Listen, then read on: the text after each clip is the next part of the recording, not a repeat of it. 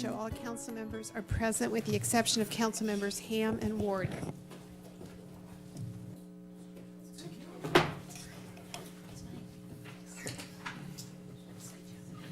right, so we have, welcome everyone. We're used to having so many folks here for closed session, so this is great. So I'll call you up 3 at a time. If you could just come line up behind the podium along the wall and get ready for your 3 minutes. First we'll have Sarah Peterson, followed by, is it McGuire? Mackley, all right. And then Courtney Ledgard.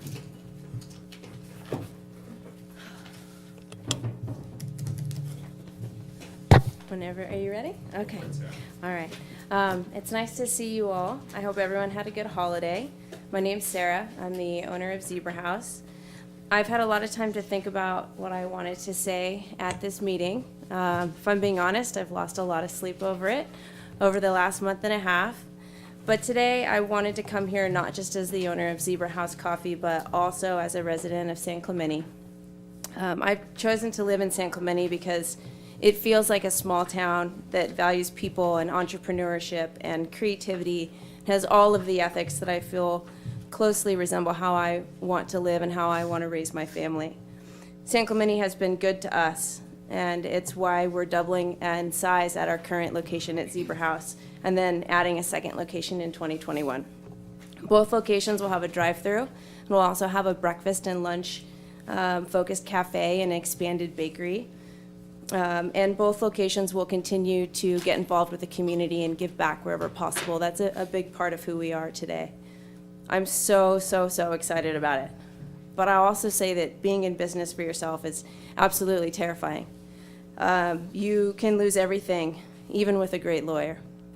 And you're literally putting your whole life on the line. So for that reason, I'm also here on behalf of Zebra House, a small business that has been a favorite of San Clemente since it was opened by the McElwees in 2011. And I'm joined today here by a lot of my employees and other Zebra House family. Well, everyone, I guess everyone who's here with Zebra House, raise your hand. I think it's pretty much all of us. So thank you for everybody. You probably recognize a lot of people here. Most people in San Clemente would, which is really cool, really super cool. The message from Zebra House Coffee to the city, and most importantly actually to the developers who aren't really well represented here, but hopefully they can get our message, is that we ask that there's consideration for the people of San Clemente and what San Clemente wants for this land. I know that it's a big ask, but I also know that the developers who take that into consideration will reap the rewards, and so will the city. As a developer, I would think that's the ultimate goal, is to develop things that people are excited about. We would like to ask that there's reconsideration for having a national coffee chain as part of the development. It would be great if the developer would partner with a local restaurant or cafe or some other type of business to fill that extra space if there is any. Cadence Capital, who is our new landlord across Hermosa, made that decision, and I applaud them for it. Both of the tenants that are going in the new development are family-owned business.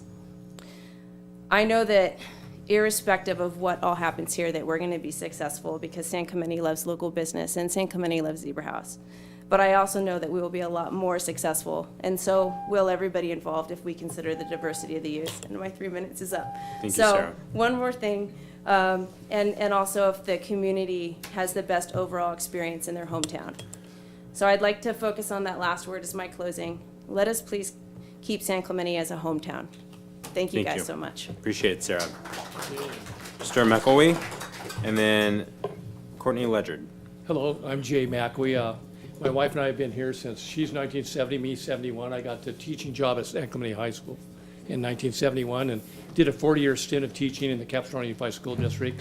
Loved the town. I retired 2010, 11, and then my wife said, well, let's open up a coffee shop because we couldn't get any good coffee here in town, all just corporate stuff. And we put our heart and soul and all of our money into it as well. We bought like a $10,000 POS system, didn't even know how to run it, so we had to do cash for like 5 years. And it was a crazy thing. We paid money for 3 years in a row to work, and didn't get any income off it at all, and just helped the community and hired a ton of young people. And it was a downturn time, and Ralph's was getting rebuilt at that time, so the parking lot was all messed up, but we persevered and just kept everybody going on it. We had an art wall, which they have kept up, so we've had a different artist for 9 years in a row, without charging them everything every month, a different artist locally. Let them use their artwork there as a display thing, and they can sell it if they want with no charge as well. Sarah and Curtis have run the ball so nice. They've had so many different things. They had giveaways from the Sheckler Foundation, skateboarding, beach cleanups, all this stuff. No other corporation has done anything like that at all. And that's just to name a few of them. So it's a total advent to have this place. The first year we were there, with our hard work, we got picked the #1 coffee shop, and it's been #1 every year since then, except for 1 year somebody did some big promotion on one other small place. But that says a lot about the town right there.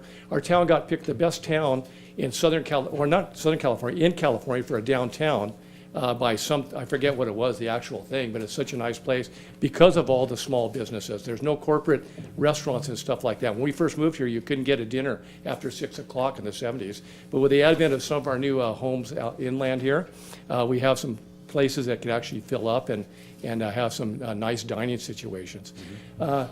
Sarah and Curtis have put so much heart into it, and God, we just love them and love the community. And people come up to my wife and I say all the time, oh, they still love it more than ever. And they've just done a fantastic job. So it's such an advent. I mean, it's so advantageous for the community, and that's all I have to say. Great. All right, thank you. Thank you very much. Courtney, and then Esther Bent, and then Sally Zikwan. Hi, my name is Courtney Ledgard, and I am pretty new in town. I've been here for almost 2 years now. I came here from Washington because my husband is stationed on Camp Pendleton. And the first place that I went when I came to San Clemente was Zebra House Coffee, because obviously I'm from Washington, so I love coffee.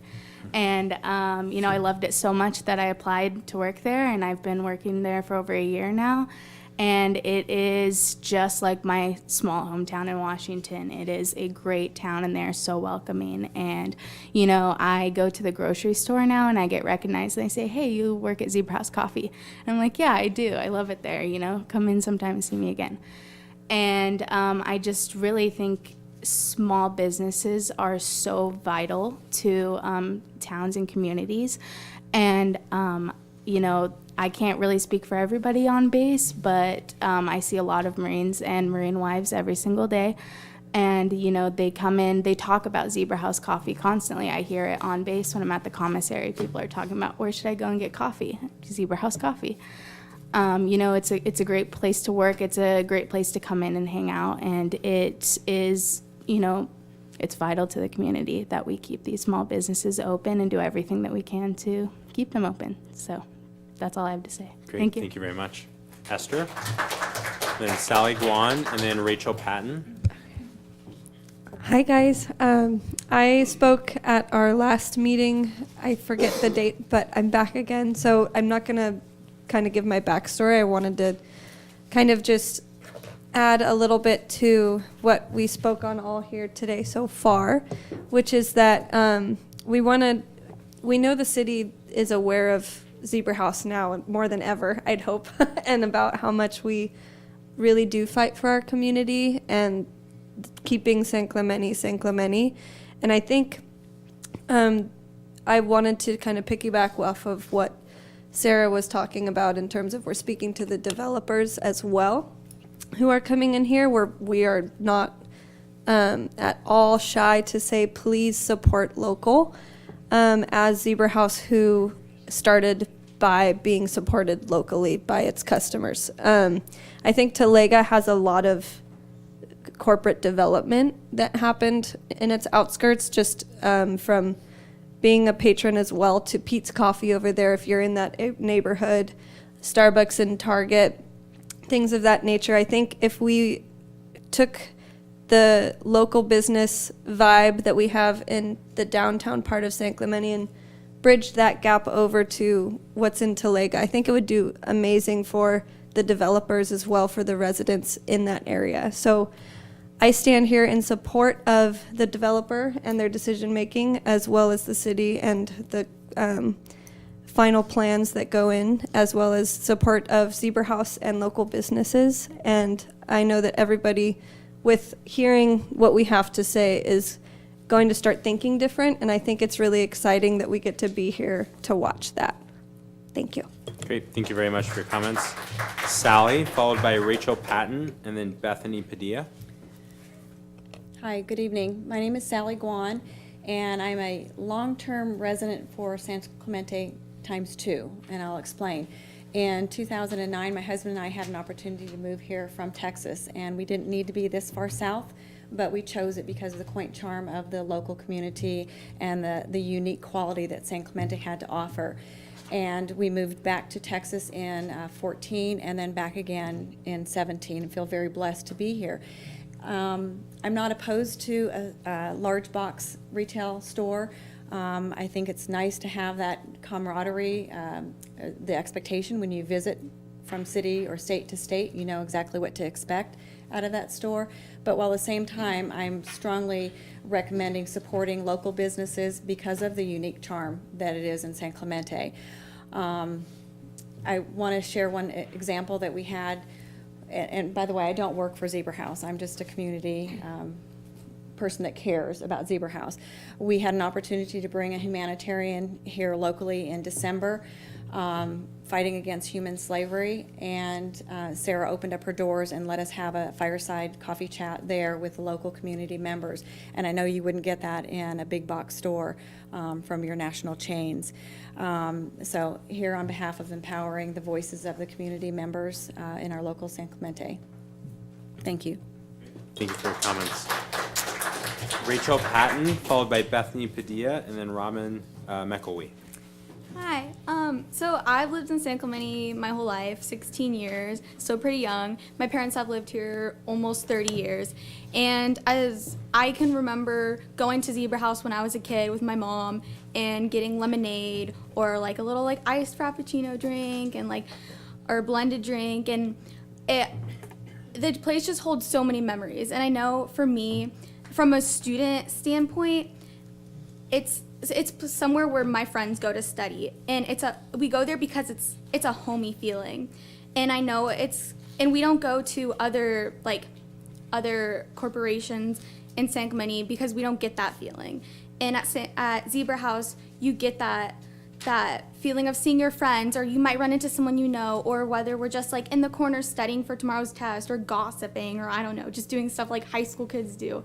It's that feeling of like being somewhere comfortable and knowing that the people that are there care as much as the town that you're living in that you do. And that special feeling is something that I know a lot of me and my peers at the high school hold on to, and that's just from a student standpoint. And the place is really important to us. So, yeah.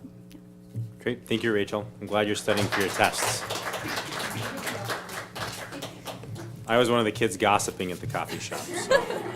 Rachel, and then Robin McElwee, and then Michael DeGangi. I just want to come off on that. I'm 15 and I work at Zebra House. It feels so nice to grow up here. My parents were born in San Juan Mission. I've lived here my whole life. And to have someone like Sarah believe in me and hire me, and I'd so rather work for her than any other corporate anything, because she truly cares about each and every one of us, and the effort and the heart that she puts in, it's just obvious in everything that we do. I mean, I feel so motivated to go to work, and it's so fun for me, and everybody my age and all of our friends are in. It's just a warm, welcoming space, and to expand that into Talega is super important. Yeah. Great. Thank you. Robin, followed by Michael DeGangi, and then I'm going to mess this up, but is it Amaris Aguiar? I tried my very best. Try to say that 3 times. Yeah. All right. My name is Robin McElwee, and my husband was up here earlier. We were the original owners and developers of Zebra House Coffee. So something that Esther said brought to mind, I didn't know what I was going to say when I came up here, but I remember several years ago being part of a focus group Trotta and Associates, I think, was the company that put on the focus group. And what they were focusing on was the branding and the perception of the new development, Talega. We didn't even know the name was going to be Talega at the time. So we were all San Clemente people who were called to be in this focus group, and they were quizzing us, what does San Clemente represent to you? What do people of San Clemente, what are their ideals? What do they identify with? And everything was small town, beach community, local, that kind of thing. So it occurred to me, I'm sure that's what Talega and the rest of San Clemente wants to be. That's what Talega wants to be. They want to be small town San Clemente. So I think what better opportunity for a developer to continue with that than, choose something other than a big box. So that's it. Thank you. Great, thank you very much. Shuda Ganji, followed by Amaris. I'm gonna get that by the third time. And Randy Alma. Mayor Bain, members of City Council, Michael DeGangi, Property 9 Development. Take a quick second. First and foremost, my group, on behalf of Property 9, we're not here to run Zebra House on the ground by any means. We actually have reached out to them to actually create a partnership, how they're expressing. So I want to make that point. Thank you for the opportunity to speak today. This will be a continuation of the December 10th City Council meeting as it relates to Vista Hermosa and La Plata. The bidding process has been in a familiar format, and we're pleased with our submittal, but it has proven to be shortcoming in addressing key community concerns, such as what we've heard today regarding highest and best use, which I hope to provide some detail on today. The proposals have generally conveyed the value and intent of the project, but can't possibly articulate the components regarding long-term ownership, maintenance, operational standards, and quality control that will positively impact the community and hopefully ease some of the concerns that we're hearing about today and elsewhere. I have additional information that you have in your hand at this moment, both economical and operational, to help paint some color to some community benefits.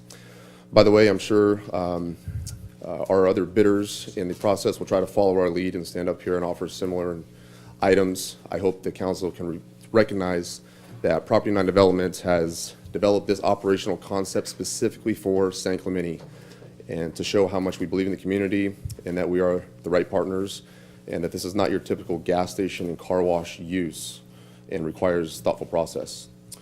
We have bid this property as an owner-operator model, meaning we're not going anywhere.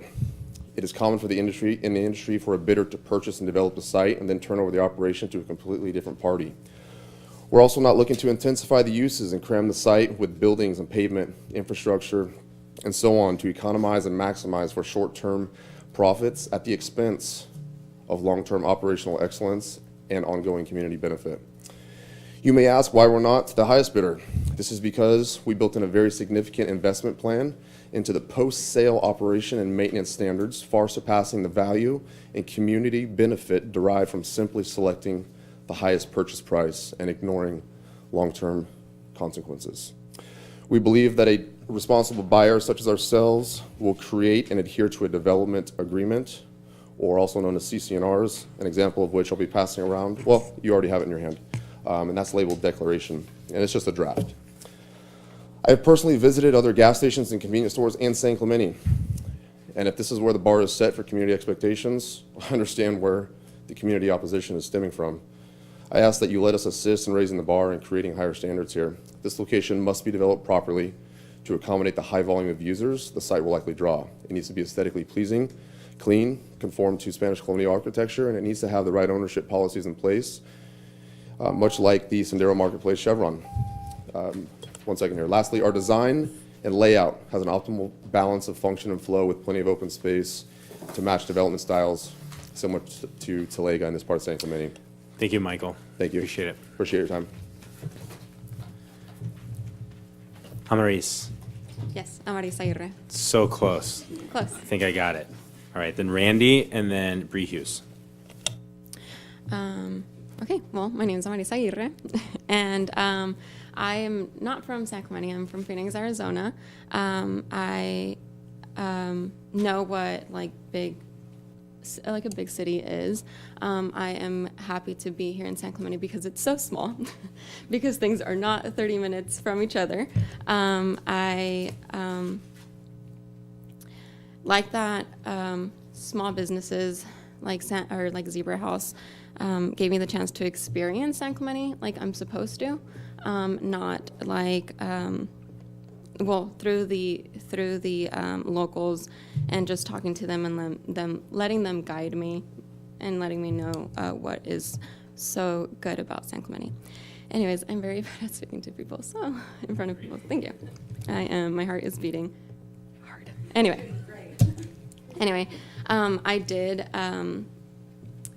I just recently graduated with my bachelor's in business, and I would hate to see one of my dreams is to have a small business in a small town, and I would hate to see that how easily something can be taken down, or like a small business because of a corporate being so close or nearby.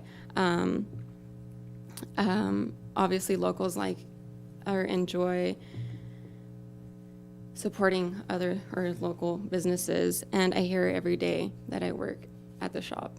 I don't think that the big corporation is here to take down Zebra House, but it always does affect the business, you know.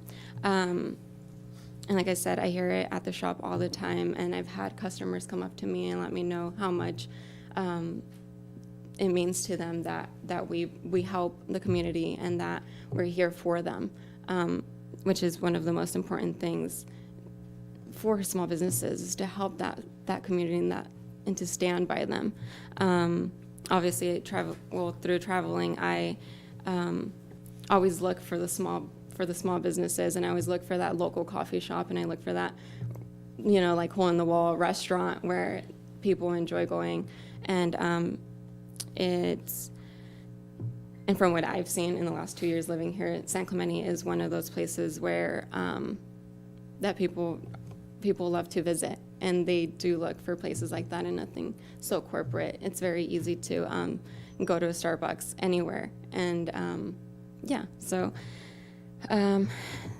just want to see Zebra and any other local business, I guess, I don't know, thrive. Yes, thank you.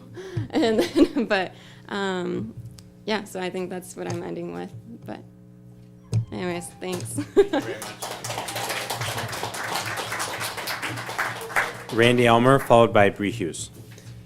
Hello, I'm Randy Elmer. I'm a local citizen here, and along with some other registered voters and that. I would like to first of all say I think the city council is doing a great job with everything you're doing. The only reason I'm here today is to remind you that we want all the businesses in San Clemente to survive. We need those businesses to survive and do good because we need the tax base to help you manage the city, okay? That's a real important. Now, the only thing I would say is I would really ask you to consider when you're doing new permits and new businesses that you try not to dilute an area or saturate an area with the same services so that some of the businesses may not fail or may fail. Okay, so take that into consideration. It looks like, from my perspective, we're going to have a couple coffee shops in the same potential for a couple coffee shops in the same location. Take that under consideration. We want both coffee shops. We want everybody, all the businesses in San Clemente to survive, and we need your support as a council to carry that out and make sure that when you make your decisions that you take that into consideration. Okay? Thank you. Thank you, Randy. Ms. Hughes?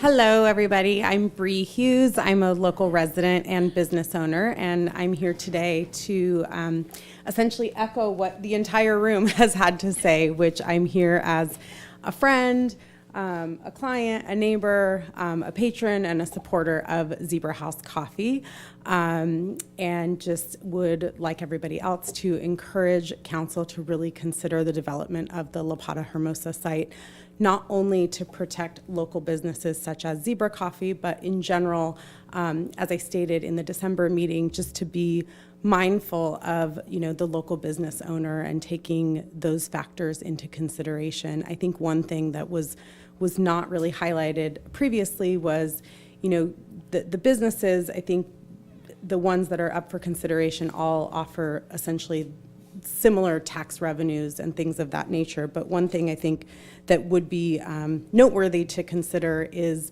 those funds being exported out of San Clemente when you have owners and operators that don't necessarily live here, they don't buy homes here, they don't eat at the local restaurants, shop at the local coffee shops. So there is sort of a matriculation of funds and trickle-down effect that would be beneficial to the city to reconsider the development of the site, maybe reconsider some of the other bidders, or open up the bidding process to local family-owned businesses. And again, here today mostly in support of Zebra House and all the local business owners. Thank you, guys. Thank you, Bree.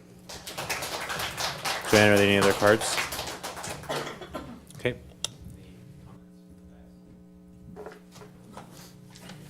So just really quickly, because I know you folks probably are not familiar with the process, but this is closed session, so what we're going to do is make a motion to adjourn, go back to closed session to talk about all the items, but very much appreciate all of your comments and taking the time to come here.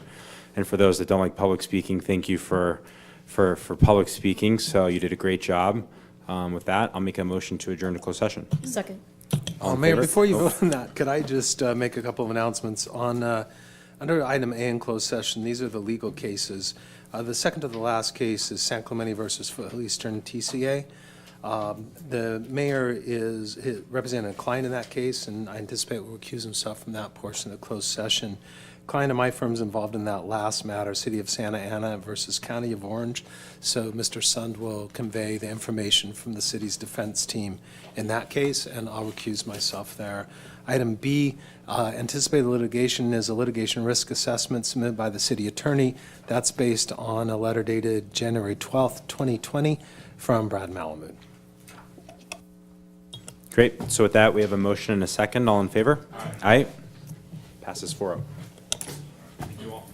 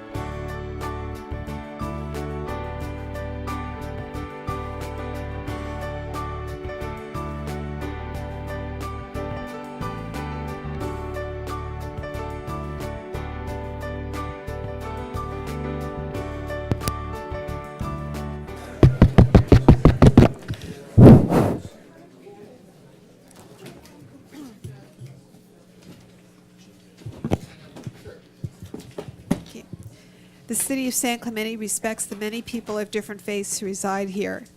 The City Council historically begins its session with an invocation offered by one of the religious leaders of our community with full appreciation of our shared belief that we are one nation under God. And while the city cannot endorse any particular religion, we respect the religious freedom and freedom of expression of all our citizens to pray as they feel led to pray.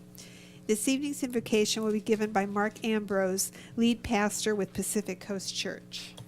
Great, and if you'd like to rise with the invocation and then remain standing afterwards for the Pledge of Allegiance.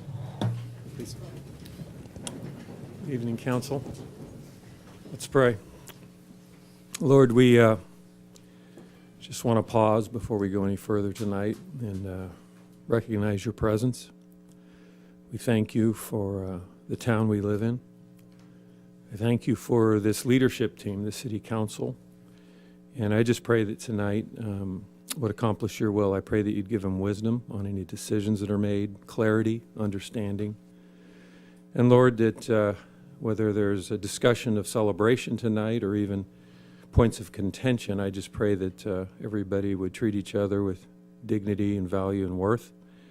We're created in your image and we recognize that. So we have a lot to be thankful for. Another day of life, the town we live in, and this opportunity that we have now to meet together. In Jesus' name, amen.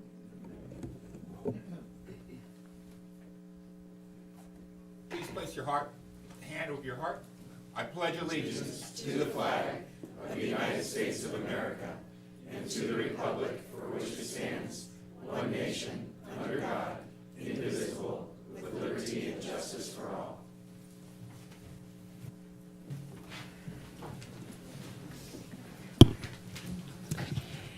Councilmember James. Here. Councilmember Ward. Here. Mayor Pro Tem Ferguson. Here. Mayor Bain. Here. And Councilmember Ham is absent.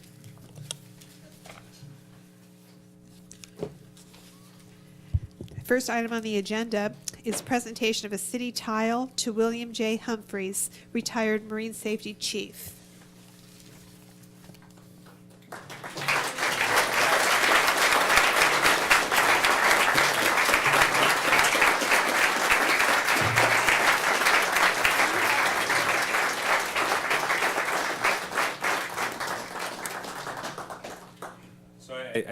I want to do a presentation for Bill of the council, but at first, we're going to invite a few folks up. I know there's a lot of people here to see you and a lot of people that want to say a few words. So if you don't mind, we'll have them come up first and we'll thoroughly embarrass you before you get a chance to speak. So first up is going to be Jeff Beasley, followed by Lori Donchek, and then Ken Nielsen, and then John Dory. So I'm Jeff Beasley. I'm the president of the San Clemente Ocean Festival. Also, we have our executive director here with Peggy Vance. So we'd like to present this to Bill Humphreys. And it says, an appreciation for over 42 years of service dedicated to protecting San Clemente beachgoers while providing a vision, service, and education to our community and supporting our San Clemente Ocean Festival. Best wishes to your retirement. Thank you.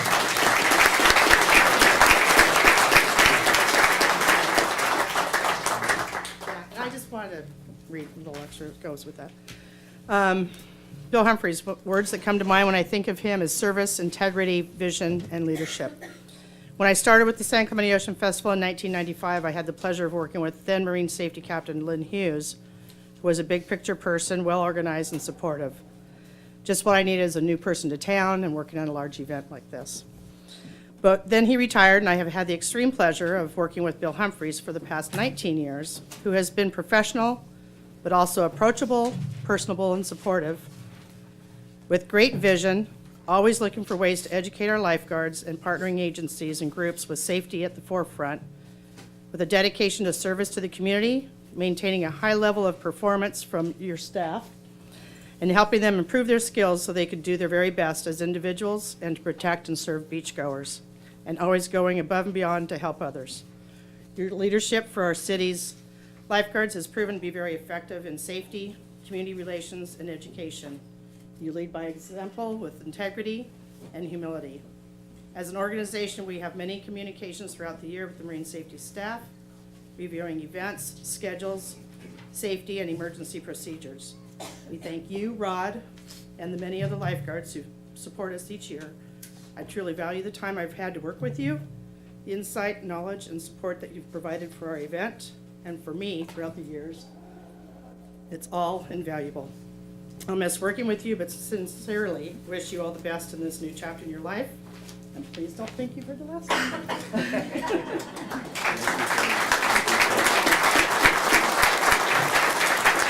So next is Lori Donchek, followed by Ken Nielsen and John Dory. And I'll just note that Ms. Donchek has put hearts around Mr. Humphrey's name. So.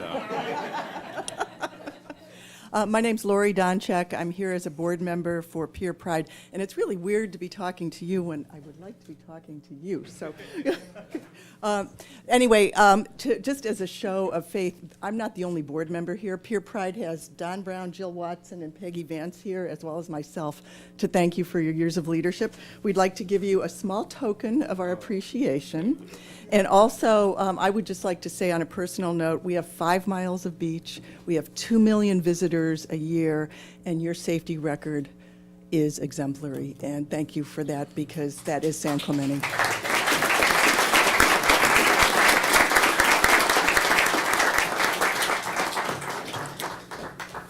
Ken Nielsen, followed by John Dory, and then Larry Moore.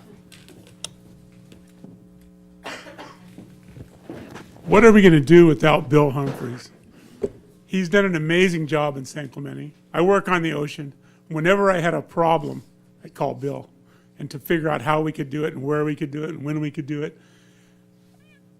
The biggest thing I see that he does is take care of all these young people that work there, guys and girls. Keeping the peace with all these people is really interesting. And he also did coastal advisory for, I believe, 3 years. He's just done a great job, and what are we going to do without him? Who's going to take his place? So, thanks, Bill. Thank you, Ken. Next is John Dory, followed by Larry Moore. Just a few words. It's like if you live in this town long enough, I think you get to know everybody. And if you do anything down by the water, Bill Humphrey's the guy. And I know that when we put the trail in, when it finally went in, we had to figure out, okay, now what are the rules going to be? So I got put on a subcommittee at that time with some parks people, and we go down and walk around the beach, and Bill Humphrey's there because he's the guy that has to tell us what the lifeguards can and cannot do, and what they can. From the standpoint of they have to keep looking at that ocean and making sure everyone's safe, and at the same time try to figure out what's going on behind them on that trail that everybody in the community can work together with. Also, as president of the Friends Foundation, we worked with Bill with regards to putting on surf contests down there, making sure we got the right lifeguards in place, and also to make sure that we were there to help them when they established the Junior Lifeguard Foundation. We held their money for a while, so until they could get their 501c3. So like I said, if you live in this town long enough, you bump into people in different ways. And Bill has been instrumental with the trail. He's been instrumental with Junior Lifeguards, and he's been very helpful to the Friends, and for that I will always thank him. Appreciate it. Good job.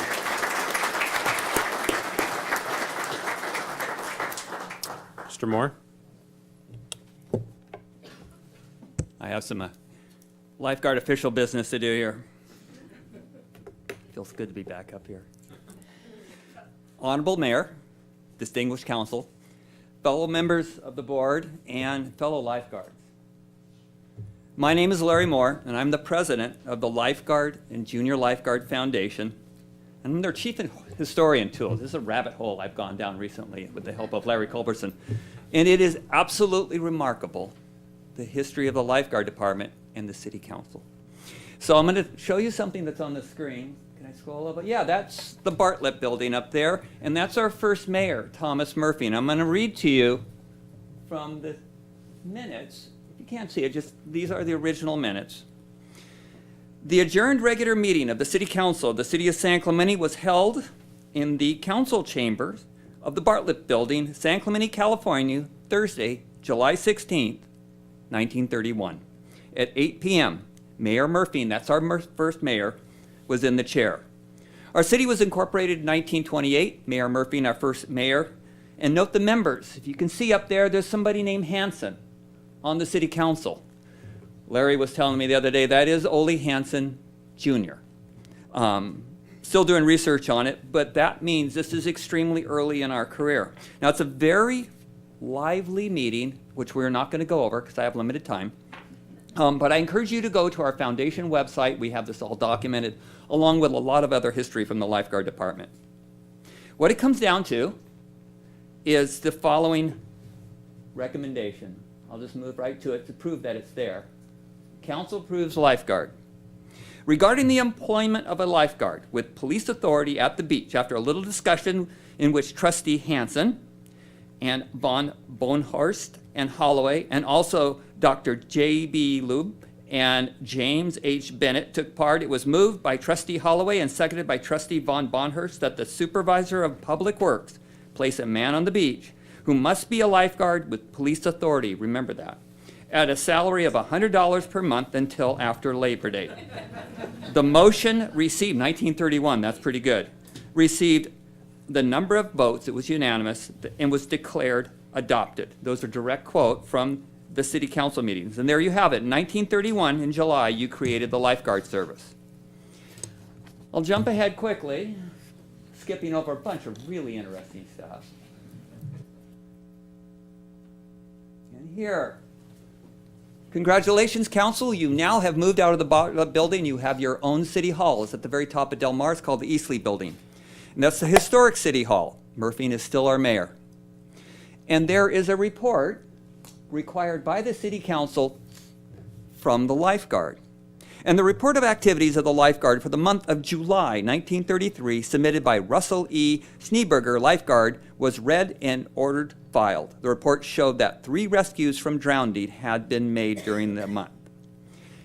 From a historical point of view, this is critical. It means you, the council, would consider lifeguarding important enough for council reports and to continue to fund it through the Great Depression. There were many notable lifeguards of that era. You already know their names. Ole Hansen Jr. was a lifeguard here.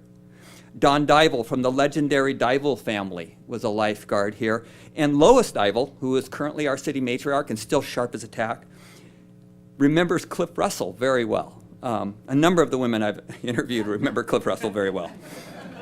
He's one of my heroes. He was professionally trained in 1938, and we have an oral interview, thanks to the Malcolm and Duncan Wilson, on our website. He passed a while back. In 1958, a young police officer, Richard Hazard, became our first full-time year-round lifeguard, and the Hazard era would go through the 70s. But in the 90 continuous years since you council created a lifeguard service, no one has served longer, and certainly no one has been chief longer than Chief Humphreys. As a final note, those 3 rescues from drowning in 1933, they were very important to those 3 people. During Chief Humphreys' tenure and his style of lifeguarding, the preventative style of lifeguarding, we would average over 2,000 rescues a year and a very conservative 10% drowning rate. That means, Bill, 200 people get to go home at the end of the day because of the team that you created and this style of lifeguarding. You have a wonderful legacy. I look forward to working with you to capture the Humphreys era of lifeguarding. Congratulations becoming one of the legends of lifeguarding in San Clemente.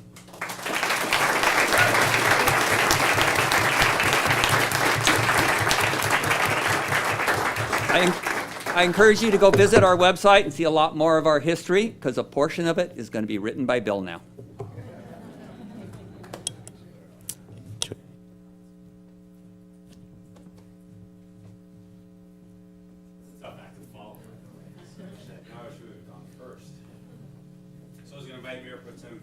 Down with you, Bill, to present you with the city plaque, and hopefully we can get the rest of the council to get a picture after this as well. Get a picture real quick, and we'll get a picture of the rest of the council.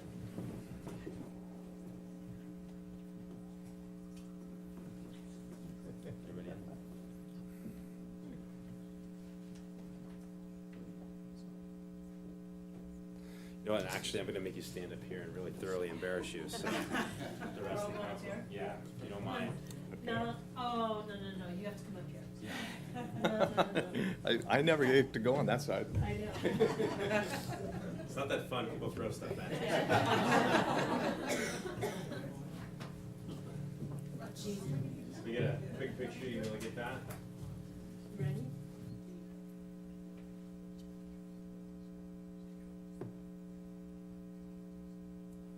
Got it? Congratulations.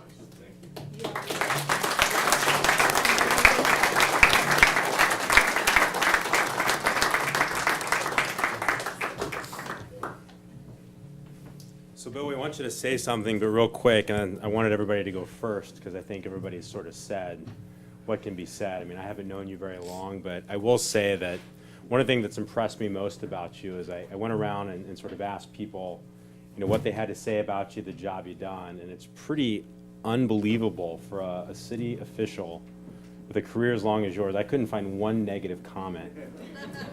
I've been on the job for a year and a half, and I'm pretty sure there's already a lot of negative comments about me. So you're gonna have to tell me your secret. But honestly, thank you from a very grateful city for the work that you've done over your entire career, for the love that you showed not only for our residents but for the people that worked for you.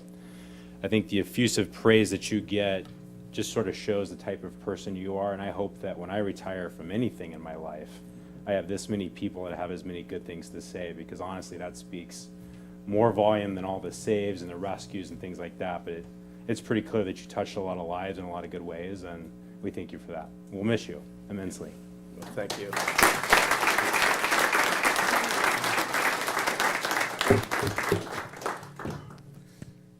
Okay, I'm totally overwhelmed.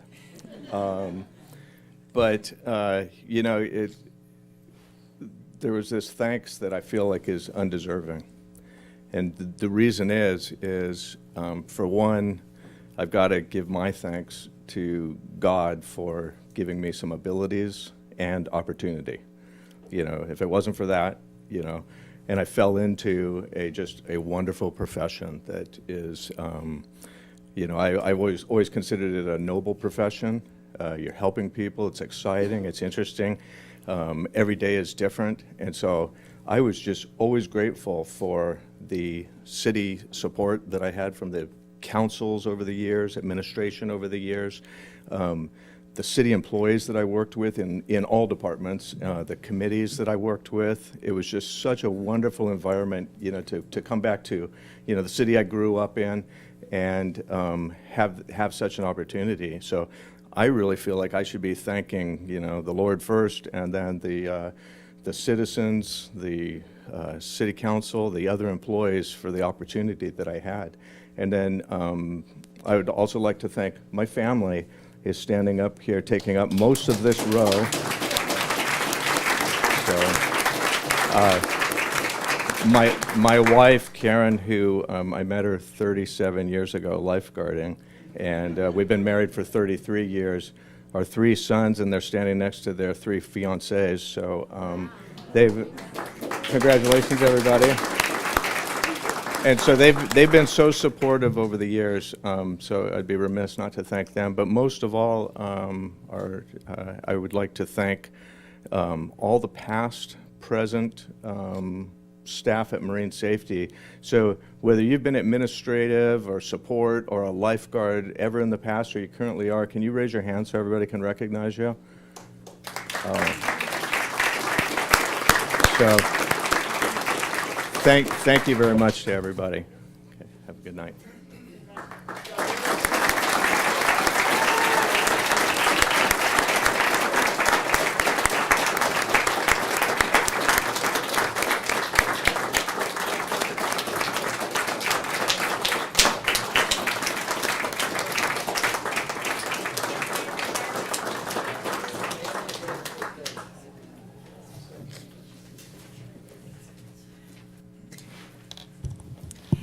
And next is a toll road update.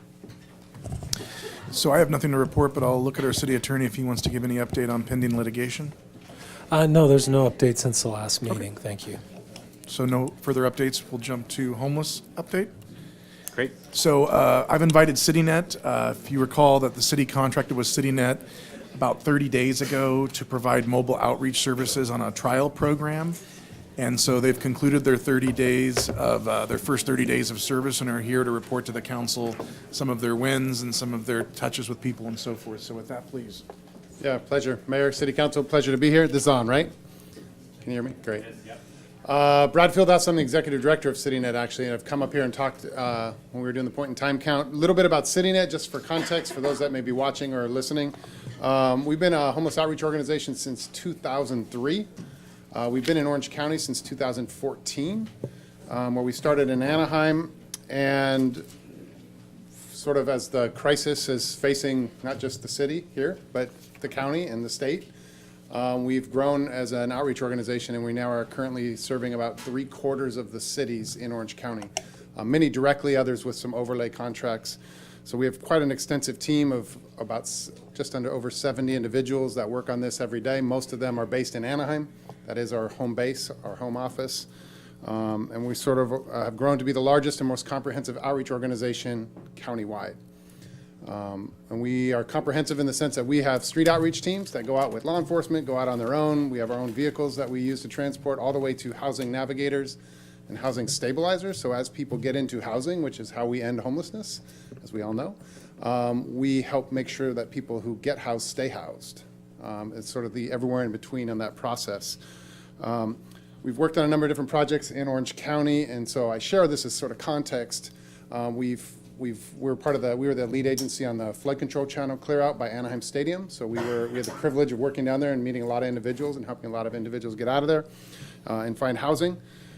We did the point in time count, and we also serve on a lot of committees and boards, and we facilitate the street outreach network in Orange County so that we can make sure that city perspectives are included in county perspectives and vice versa. So we sort of consider ourselves allies of you, representing this conversation countywide in very important conversations as we're trying to steward, critical resources that have city dynamics as well as county dynamics. One more thing, and then I'll talk about our data, is if there's anybody who's watching this who's interested in getting involved, even though we've just been working for practically a month, I'll share some updates and how we talk about our data here in a second. But if anybody's interested in getting involved, they can email us at getinvolved@citynet.org. So if you are a group that sort of reaches out to homeless neighbors, or you have some particular, you're a landlord or anything like that, and you want to kind of connect with us, getinvolved@citynet.org. Part of the way, quick update just on our data in terms of sort of how we track, and I'll give you some real numbers that sort of talk about, it's sort of how homelessness is a complicated thing. Sometimes it's a long journey for individuals to sort of get back on their feet, if you will, or back under a roof. The way we talk about it is through a couple key terms, and I'll just go over theirs and I'll give you the relevant data that we submit on a monthly basis to y'all. First is that we do outreach. So we go out and we meet people where they're at, and that's either through hotspots that get brought up. We partner with your law enforcement, the sheriff. We look to complaints that come in through the community and come to you. We will respond to those, and so that's sort of what we do on an ongoing basis. The data that I'm going to share with you in these numbers are only December. So even though we're standing in the middle of January, we sort of report out every 30 days, a couple weeks, or about a week after the event, sort of we kind of make sure that some things are kind of happening right at the end of the month, so we report out. So we've had 40 individual contacts where we have actually worked with individuals, sort of sat down. Sometimes that could be a small interaction. That could also be could be a whole day. It sort of depends, and could be a duplicative number. That number will grow over time, obviously. We also have a phone outreach line that people can get a hold of and get a hold of us, and we track the number of individuals that call from here to reach us. When we are out on outreach, we pass out cards, and if people are interested in getting a hold of us, they can call us on that phone. We've had 8 people, that is not a duplicated number, reach out to us on our hotline. Kind of way that works, just sort of we have a generic number that we do staff with 2 people every day of the week, but it's not picked up live. And when people leave a message and then we reach out to them, we do give them our direct cell phone numbers so that those individuals can get a hold of us on an ongoing basis. So we've had 8 come there. Client engagement, that is a number, the number's 8. those are the number of individuals that are living here locally that have agreed to partner with us, meaning they've given us data that is actionable. They signed a release of information that allows us to fight on their behalf, sort of work throughout the system to sort of find out what resources might be the good next step for them. So that we have 8 current clients that we're working with as of December 31st. So we started on December 9th. And so up to the holiday, we had 8 people who we're actively working with. And of those, what we measure is street exits. That's a HUD term. We didn't make it up. It's about 30 different descriptions that describe sort of what it requires when somebody gets off the streets. And those are everywhere from temporary situations to permanently resolved situations.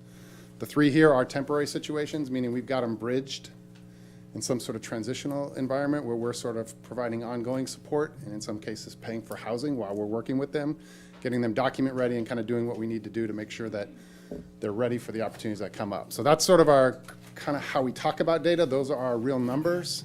We will be providing this to you on an ongoing basis as we sort of work this trial period out, give you those numbers. Then we always kind of connect a story or two and we include that in here, you obviously protecting the individual's name. So without any other further questions, it's a pleasure to be part of the team here locally, and we look forward to lots of good and hard work over the next weeks and months.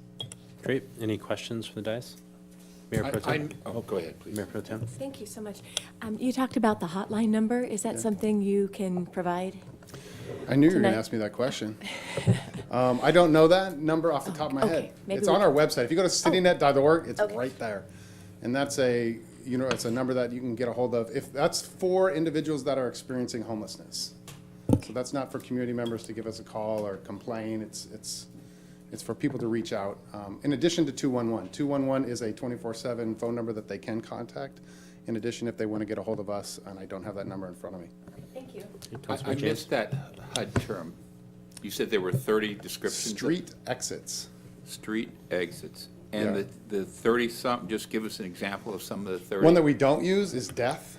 So that technically a person is no longer on the streets if they pass away, unfortunately. So we don't use that one. We don't count that, if you will. That's not a thing we want to count. Hopefully the number's 0. But it could be anything from they're into a rehab program to they're in a bridge housing situation, meaning we don't just put people up in motels, but if it's sort of a bridge to somewhere, we will put people up in motels, pay for that out of the contract. And then I have Programs. one follow-up question. Yep. Do you track your recidivism rate? We do, actually, yeah. And what does that look like? To the degree that we're able, obviously, homelessness, sometimes it's self-resolved, and they sort of kind of fall off the grid, and they've sort of come up with they fell in love and met somebody and have moved on with their life. Sometimes it's sort of self-resolved. To the degree that we're able, we work with partnership with law enforcement quite a bit, so we do track that. We work in most of the cities in Orange County. In fact, some of the data in the report is we actually have reported out, we didn't include them in those numbers, but we have bumped into individuals who were at one point homeless here, that we then bump into another city, and we then work with them there. So we did share some of those numbers as well. So to the best of our ability, we aren't tracking people.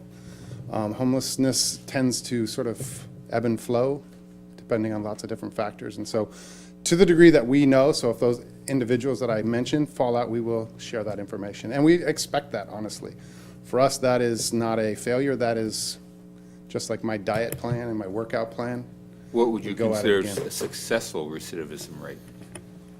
The goal we shoot for is about 90%. We've seen about high 80s recidivism rate, non-recidivism rate in Orange County in all of our work. Now, sometimes that's a little bit churning at the front end, but sometimes we don't report a number until it's got at least a 3-month window of possible success. So if it's sort of a short term, we don't even put it in our data because then that number would go up. So we sort of wait till there's sort of a stable plan in place, and then we put it as a reportable number on our data. Historically, it's been about 87% in Orange County. So I have one other question, sorry, real quick, just to jump in. So I know that at the height, last year, we had about 96 unsheltered people on our count. Yeah. Do you have any sense as to where we are today? I don't, not currently. Our teams have been out. We're here 3 times a week per contract. We're kind of here, and sometimes we're setting appointments and meeting with individuals. Sometimes we're going out with your law enforcement or city teams, public safety. I don't have a sense of that yet, but we probably will in about 3 months. it sort of does take a minute for we're doing a lot of just sort of initial conversations, trying to build trust on the streets. We're getting out of cop cars sometimes. We're a service agency with blue shirts. They don't know us. Sure. And we get out and say, we have a wonderful plan for your life. Give me, are you HIV positive? We ask real, invasive questions. Takes a minute for them to trust us, but not a long time. So in probably about 60 days, we'll probably have an assessment of sort of kind of what our working pool is. Okay, great. And then you said folks that wanted to get involved, you gave an email address. What types of things could they be doing to get involved, just so the public knows? Yeah, we're interested, so it could be anything from people who are just saying, what can I do? And you just want to email us and say, I'm just an individual resident here and I would love to help. We do accept donations. We are a nonprofit. We do not take those donations and pay for our light bill. That sits in a fund that we use 100%. Every penny goes to what we call the San Clemente Hope Fund. So people can contribute to that. If you are interested, potentially you have a food or some sort of giveaway, maybe as part of a faith community or something like that, we would love to attend that. So maybe you can invite us out to some potential place where you might introduce us to some people who you have some relational capital with. We'd be interested in seeing if we can coordinate that. Come see what's happening locally, because I'm sure there's many other folks that are sort of doing small and large things to sort of assist those that are experiencing homelessness, and we would love to learn more about what they're doing, partner with them, link up with them. We might even set up a resource table one time with the individuals that are coming to get food or clothing or something, and actually set up a table and get people on a housing list, for example. Great. All right, Brad, thank you very much. Appreciate Pleasure. being here. Yeah, looking forward to be part of the team. Thanks. Just to clarify to the council, we're getting their monthly report, much like we did with Mercy House. We'll be taking their monthly report and posting it on our website, on our homeless website, so people can see in the public what's going on with CityNet. So that should be up in about a week or so.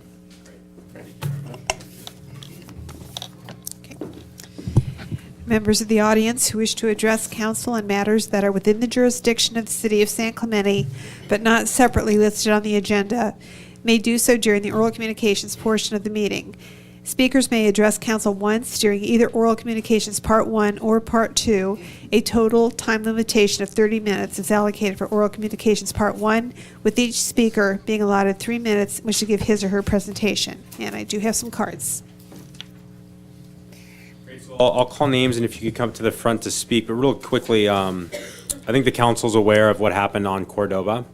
And so we've been in contact with Chief Manhart. So I know there's probably going to be some comments. We've gotten a lot of emails about that situation as well. So we're looking into it.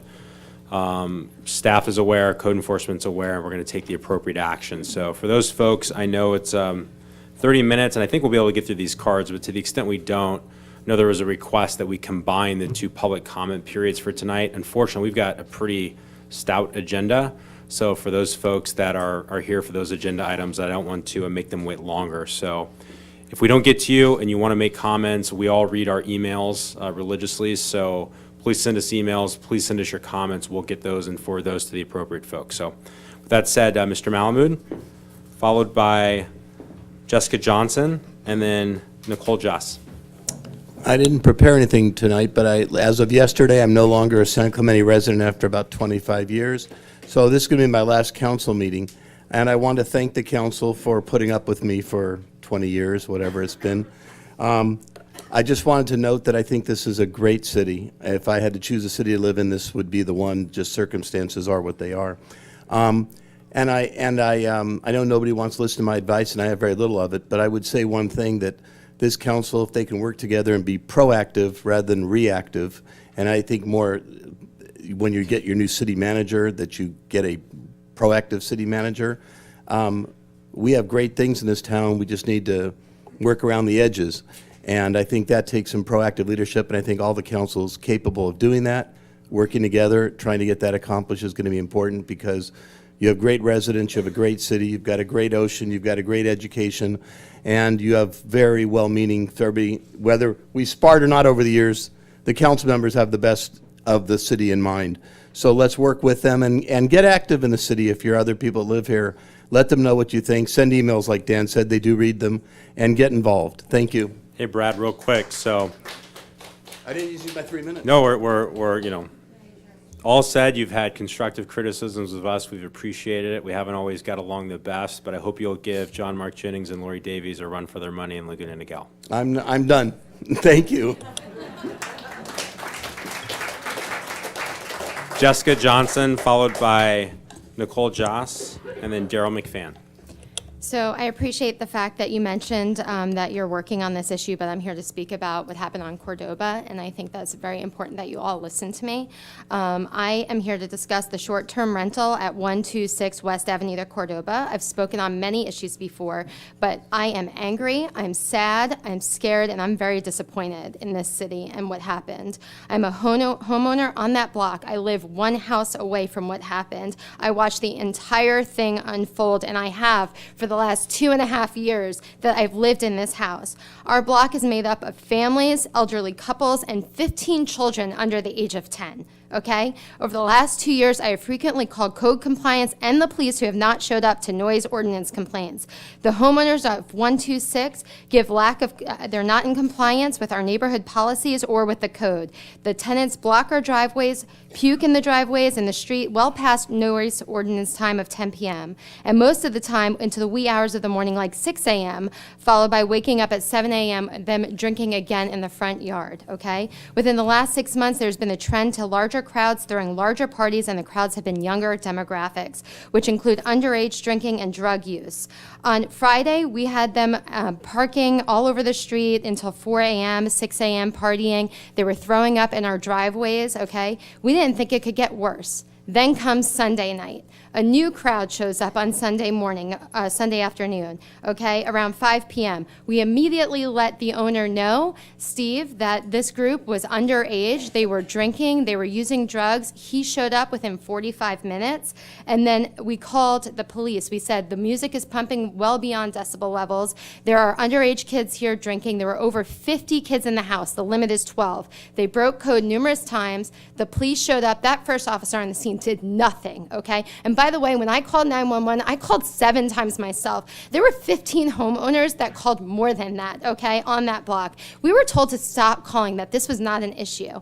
Underage kids drinking and drug use. Then when the party got even more intense, the officer left, code showed up, code tried to do something, the homeowner tried to do something, nothing could be done. This needs to be shut down immediately. At 9:22 p.m., a fight broke out. We heard lots of shattering glass. My son was sleeping. He is 8 years old. There were 3 kids next door that are also 8 and under, okay? Kids across the street. There was a knife drawn, somebody was stabbed, there was a gun called out, okay? We had kids dispersing all over the street. They then got in cars and drove away. We're talking about 14, 15, and 16-year-olds. Why wasn't anything done? I want a response. I deserve something, okay? And so do my other 15 neighbors that live on this street that have young kids, okay? There were drugs all over this street, okay? There were balloons with drugs scattered all over our yards. We had K-9 units. We had CSI there till 8:30 in the morning the next morning. I know my time is up, but 15 people couldn't be here, and I should be able to speak for them. Ms. Joss. Followed by Mr. McFan. Good evening, City Council. I came here tonight. Jessica just mentioned a lot of the concerns that we have in regards to that short-term lodging unit on our street. I was involved with the ordinance process when it was put together, and it was really disheartening when the ordinance was finally going to be passed to hear that there were 19 units in the neighborhood that is residential low, and everybody had gone through all of the meetings. We'd gone back and forth. It was really disheartening to learn the great news that the ordinance was being passed, and the terrible news that there were 19 properties that were going to be excluded from that ordinance, and one of them was still on my street. We refer to that as Hotel Cordoba. And it's been operating for the last 10 years. I've been a resident on that street for the last 20 years. There's been a lot that's occurred. And Sunday night, was a game changer. We deserve better than this. This should not, the anxiety that everybody has felt on the street, the fact that we are having to spend time trying to figure out what happened, where these ordinances that were in place were not enforced. system that the owner was supposed to be using and the way the process was supposed to work failed. The process failed, the system failed, the city failed us by allowing those 19 properties to continue to operate. There were failures with the sheriff's department, which are being talked about and I'm deeply concerned about. I'm just frustrated. I'm frustrated at the lack of support, and I want more support from the city. I want more support from the city in terms of when the homeowners reach out, in terms of like what we're requesting from the sheriff's department and communication to make us feel safer. And I'm here tonight to ask you to pull the permit on that property and not allow it to continue to operate. And I really would like support with that request. Thank you. Thank you. Mr. McFan, followed by Joe Janis. And then, is it Tar Campbell? Jeff Campbell. I'm sorry, Jeff. Mr. McFan. Good evening, Council. Mayor Dan Bain. I'm going to shift gears tonight because I had an awful lot to say, and I think you guys are going to be hearing it all night long. So I'd like to just share a couple things with you real quick. Citizenship. This town is full of people who are just absolutely adoring this town and trying to do our very best to be good citizens. We had a fundraiser down at the pier right there on the slope with little young girls, my granddaughters, and about 15 girls. And they were raising money for the koalas and the kangaroos in Australia that were injured and homeless. And they raised $1,000 with lemonade and cookies down there at the pier. And it was just amazing to see these beautiful little kids with signs, you know, with koalas on them. And a family from Australia walked up and they were visiting. And they started to cry and they said, they're trying to help our country. These little girls. With that said, it was absolutely wonderful. And then Station 60s rolled up and allowed all the kids to climb in the cab, and they spent about 20 minutes with the kids. And it was the most beautiful sunset, and I was so in love with San Clemente right then. So I just want to paint that picture also, that it's just so touching. And there's areas that we just are so working so hard on. If I could just go to North Beach for a moment and mention that there's an organization right now, a group, and I think it's in the Rotary, that's trying to get the character counts repainted and painted on there. I don't know if they've submitted that yet. Please put that into consideration because it was in 2011 that it was painted last. And it's gone now, but we need all that. Respect, citizenship, all of these things. And it will really help in North Beach, and I think it'll help the residents that are temporarily there also to just be reminded daily. But we deserve that. And this town is just, we have so many beautiful assets. So that's all I wanted to say was, please consider that and expedite that. If somebody brings that to you to have that wall painted, they want to terribly. Thank you, guys. Thank you, Mr. McFan. Joe Janis, followed by Jeff Campbell, and then Vanessa Ortiz. Hi, Council. 4 years ago, you guys were on council then, but we went through this whole thing. We had a whole bunch of residents here and also vacation rental owners and property management owners or managers, and there was a big debate. And we wanted them out of our neighborhoods, but they all wanted regulations because, by God, they're going to work. We've been told by other cities that they weren't going to work, they were expensive, there's no way you could control them. So we had to do it. There was a lawsuit, we had to have 19 of these places come into our city, and sure enough, they didn't work. We called sheriffs several times. I went across from me. They said, we can't do anything about it. Code enforcement wasn't around because it was after midnight, so it was up to the owners to police the place. Finally, after years of sending things in, they said, no, this isn't good enough. A Ring camera came up on it. And in 3 weeks, we had enough evidence to close the place down. Scott and his crew did a great job. Code enforcement did a great job. But you know what? It took money to do it because we had, and I noticed that one of the places that always said that they were going to help on regulations, they're suing us still. And I thank God that all you guys are putting the money forth to take care of this stuff for our neighbors in our neighborhoods. There are still many places out there, these 19, that have many violations, and it's so hard to get people to come out and actually say, oh yeah, this is a violation. So the vacation rental owners are able to get away with all this stuff. They don't care about this stuff. We need to close that place down, and all the other 19 that are still there, we've got to tighten up on it. It's really a bad deal that we don't know why our police, our sheriffs can't enforce this. If they can, who can? There's got to be some kind of investigation. I don't know who should do it, but we need to know who's going to investigate things. We have city municipal codes. Who's doing it? We can't be here by ourselves. We could do as much as we can and tell you guys. I know just last 2 weeks ago, Lauren, I'm sorry I got to bring this up again, but 95% of our citizens don't want these in our neighborhoods. You all voted last week on one, and you weren't here, but I want to tell you, we don't want these in our neighborhoods. If another one comes up in a residential low, I ask you not to vote for it. We can't have them. Thanks. Mr. Janis, next is Jeff Campbell, followed by Vanessa Ortiz, and then Ken Koenigshofer. Hello, thank you for your time. Mine is regarding a view ordinance. I'm a business owner, property owner, commercial business owner here in town, and I'm in an older neighborhood on De La Paz in town, and we're not part of an HOA. And my concern is the homes built in '59, like I have, and we're redoing it right now as a single level.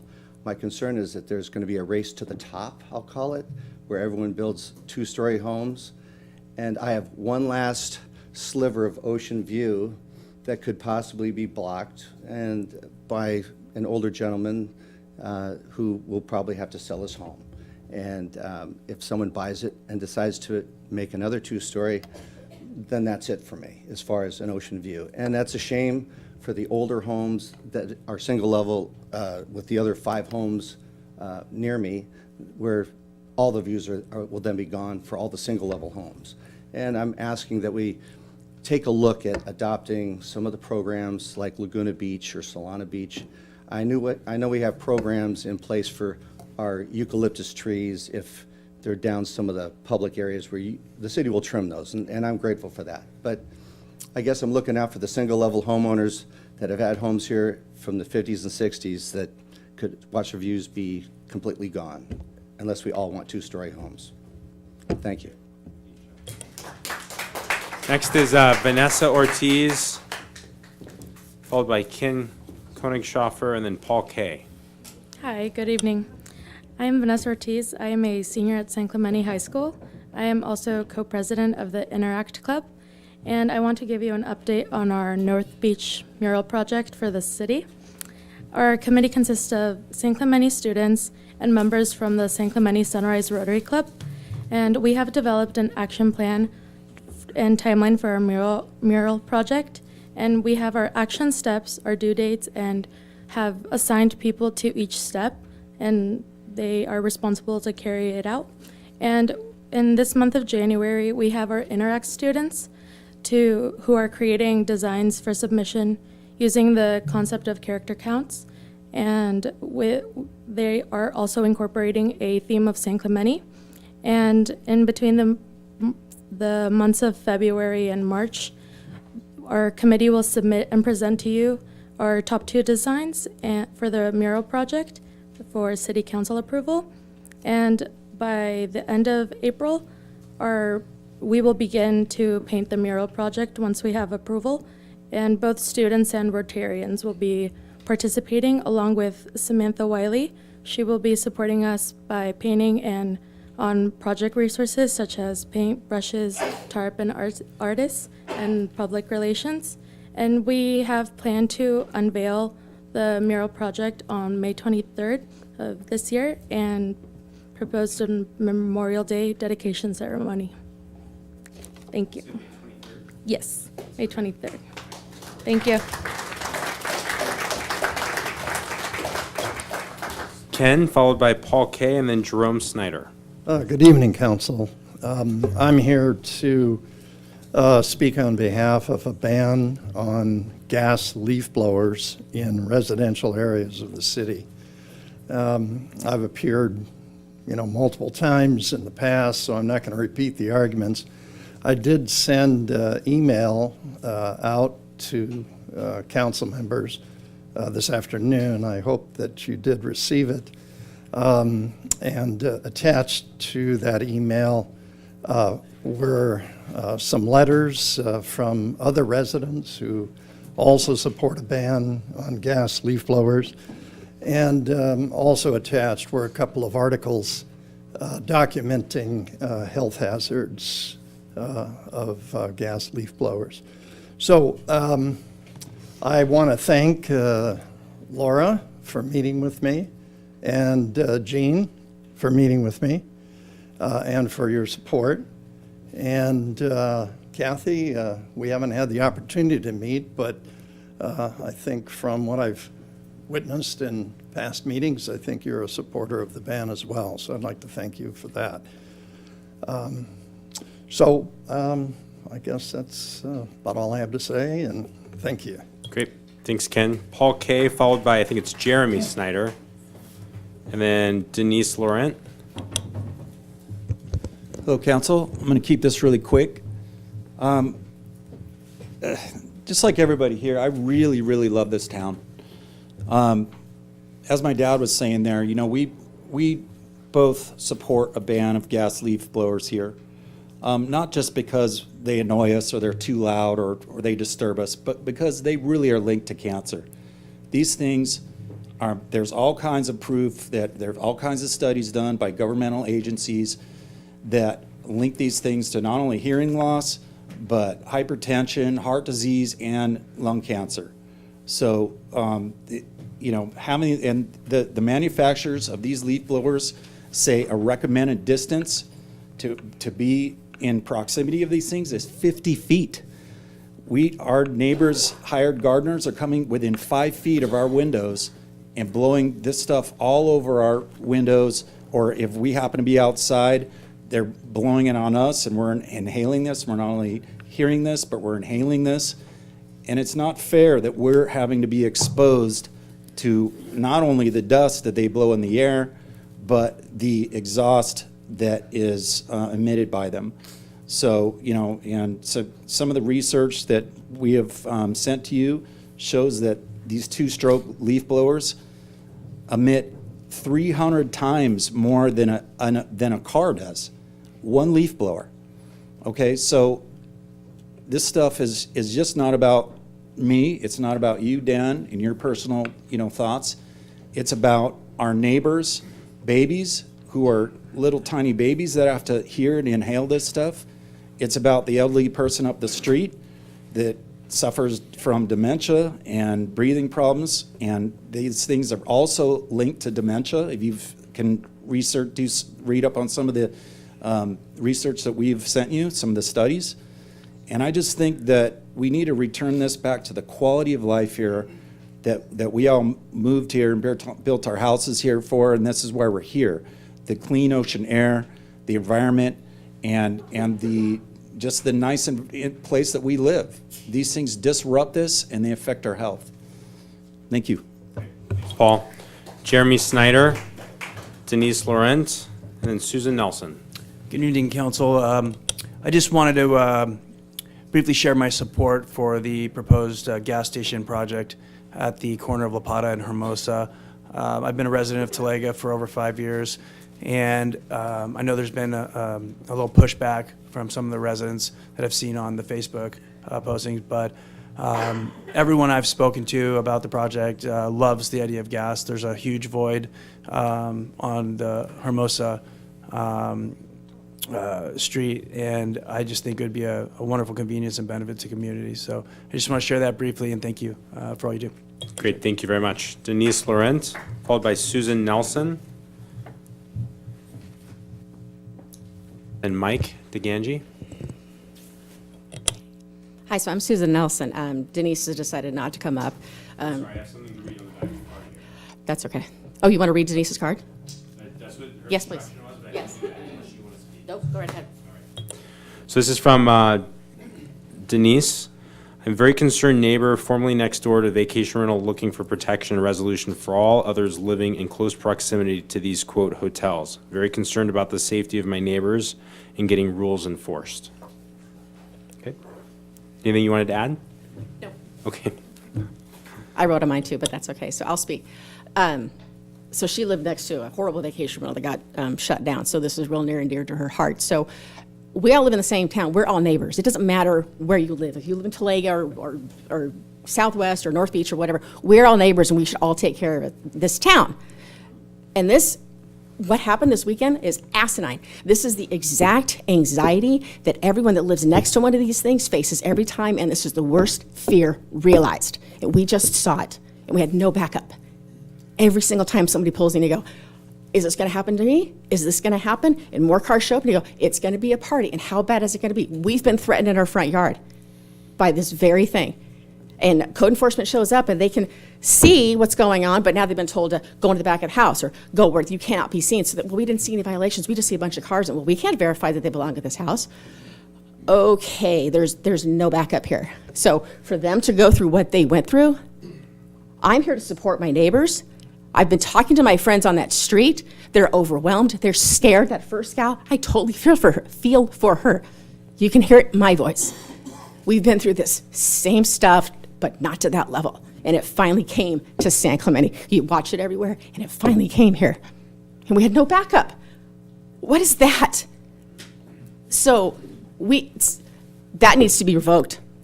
That one, and look at everybody else. All these others, because I guarantee you, everyone else in this town that is next to one of these is going to wonder, when's that coming to my house? Please help us revoke that one, and let's really, like Joe Janice said, button up on this, because we're lost. I have additional rules on the one next to me. They didn't follow the main rules. You gave them extra rules. They don't follow them either. So really, help us, please. Thank you. Thank you. Mike DeGangi. I wasn't going to come back up, but I switched gears a little bit, and I'm going to kind of digress from previous discussions, even digressing from what I had down. But just sitting here listening, and it wasn't until Brian Johnson and Michael DeGangi, Property and Development, started working in municipalities that we started really realizing the amount of heat you guys take. And we've been recognizing and being entrenched with that reality more and more. And on behalf of Brian and I and our team, just thank you for what you guys do. And as we spend more and more time here, focusing on other items, we're looking to become residents as well. And so it's nice to see the support and open ears and listening aspects that you guys have. It makes us feel even more comfortable with other items at hand. So just want to say thanks. Appreciate it. Hey, Mike. Appreciate that.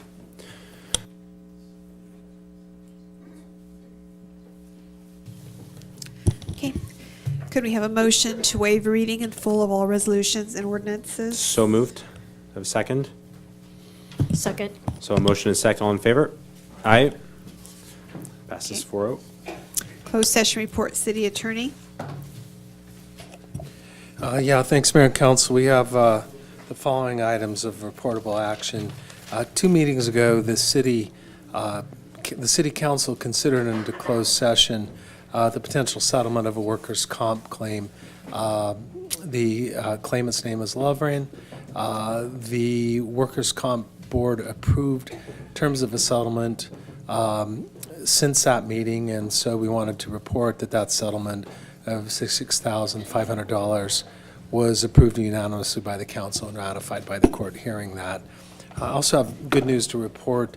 The Department of Justice had initiated an investigation of disabled access to the city's Last Mile program. If you remember right, the city has a partnership with Lyft that took the place of the Last Mile that led you to mass transit. And instead of fixed dress bouting, instead of fixed route busing. There's a partnership with Lyft that allows residents to use that Lyft app with a city OCTA subsidy and be able to get to the train station. The DOJ was interested in making sure that the city and its providers were providing equal access to disabled persons when they call that number. And I'm happy to report that the DOJ has been satisfied with that. It took a lot of work on our part. Public Works, Park, OCTA, and Lyft also helped, but the DOJ signed off on a settlement of that investigation on terms that the city's employed to do that. So congratulations, but that was a settlement agreement. It doesn't provide for the payment of money damages, so it will be executed by the city's city manager. And then on tonight's agenda, the city council, I'm sorry, let me find my notes. In connection with the lawsuit brought by the Coastal Access Alliance, the city council designated for purposes of potential settlement negotiations or discussions, Mayor Pro Tem Ferguson and Councilmember Ward. There's nothing on the table in that case, but in the event between now and the court date, something is to consider and make a recommendation quickly back to council. That ad hoc committee was formed. And I'm looking one last time. Yeah, there was no other reportable action taken. Okay. All items listed on the consent calendar are considered to be routine and will be enacted by one motion without discussion unless council, staff, or the public request removal of an item for separate discussion and action. The public has requested the removal of item G, L, and both the public and staff have requested the removal of item J. Okay, thank you. I have G, J, and L. Any others from the dais? Councilor Ward? I have A1 and A3. A1 and E3. Any others? Okay, do I have a motion to move the balance? Okay, Make a motion to move the balance of the consent calendar. okay, and I'll second that. So a motion and a second, all in favor? Aye. Passes 4-0. So 6A1. Okay, 6A1 involves council minutes. In fact, both of everything I'm pulling tonight involves council minutes. I would like the council to go to 6A1, page 26.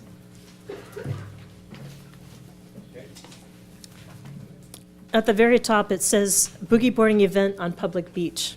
And this is something that we agreed to discuss in closed session, but I'm going to take exception to the fact that it says the council agreed to agendize staff involvement in a boogie boarding event that took place on the beach. There was no determination that an event took place on the beach, and so I don't think the minutes should state that.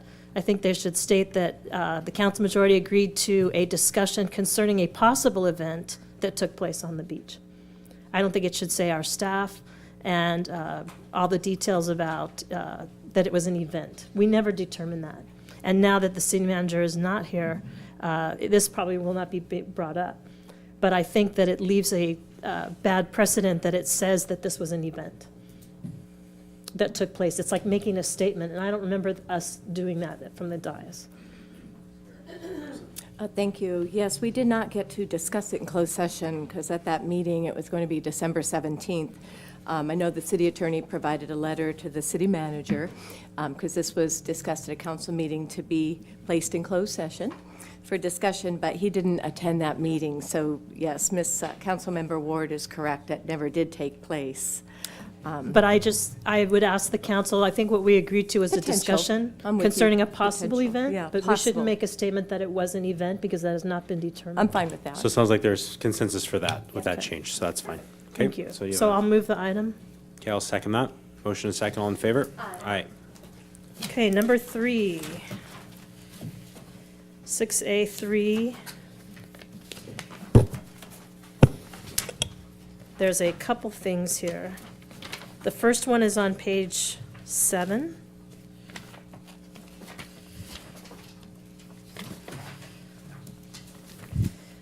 And this one I think will be easy. Let me know if you found it. It's at the bottom of page 7, invitation for the city to San Clemente to serve on the participating agency in the South County Traffic Relief Project. It says at the very end that the city manager will represent the city in the subject capacity. I think it should say the assistant city manager, and that's a person most knowledgeable.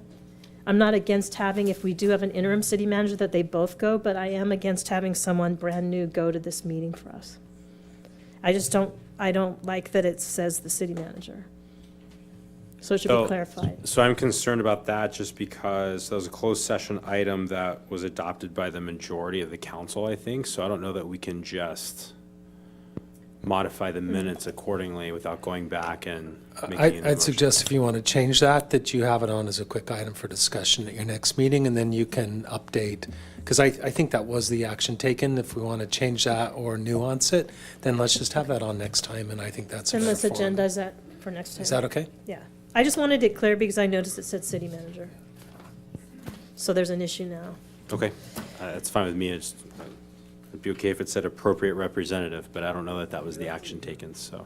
We could do that right now. Can we say that? Yeah, sure. If that's The person okay with most the council, knowledgeable. I just don't want to modify action taken, so. Okay. So I think we have consensus here. If that is allowed to be That's done, fine. then we'll do that. Okay, now this one's going to take a little more time. 6A, page 14. Page 14, we're still on 6A3. So under public hearings, the Peerball specific plan.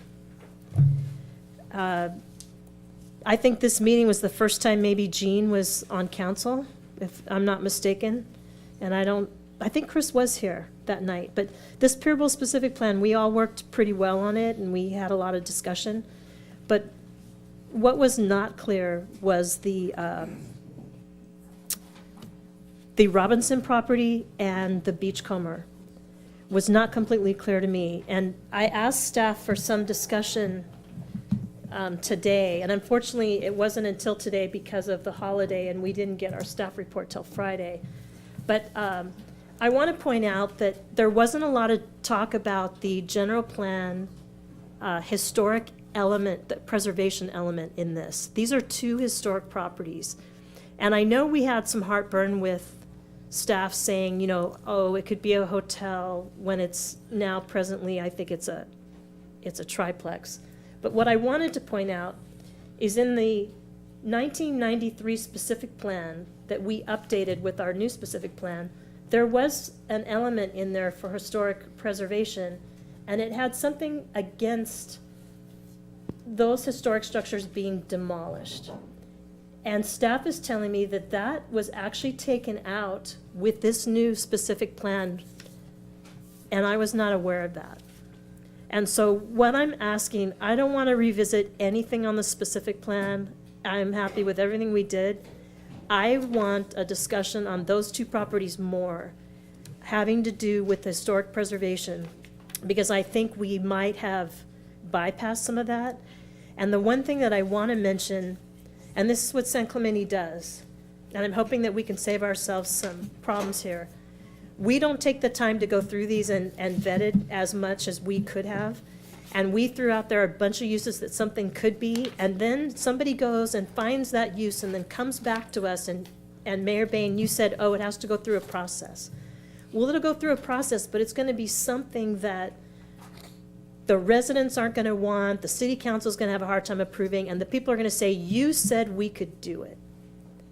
And so what I'm asking is if we pull this specific plan just for now and re-agendize it again and have staff come back and give us clear knowledge of what is happening with those two properties and what we said could happen with those.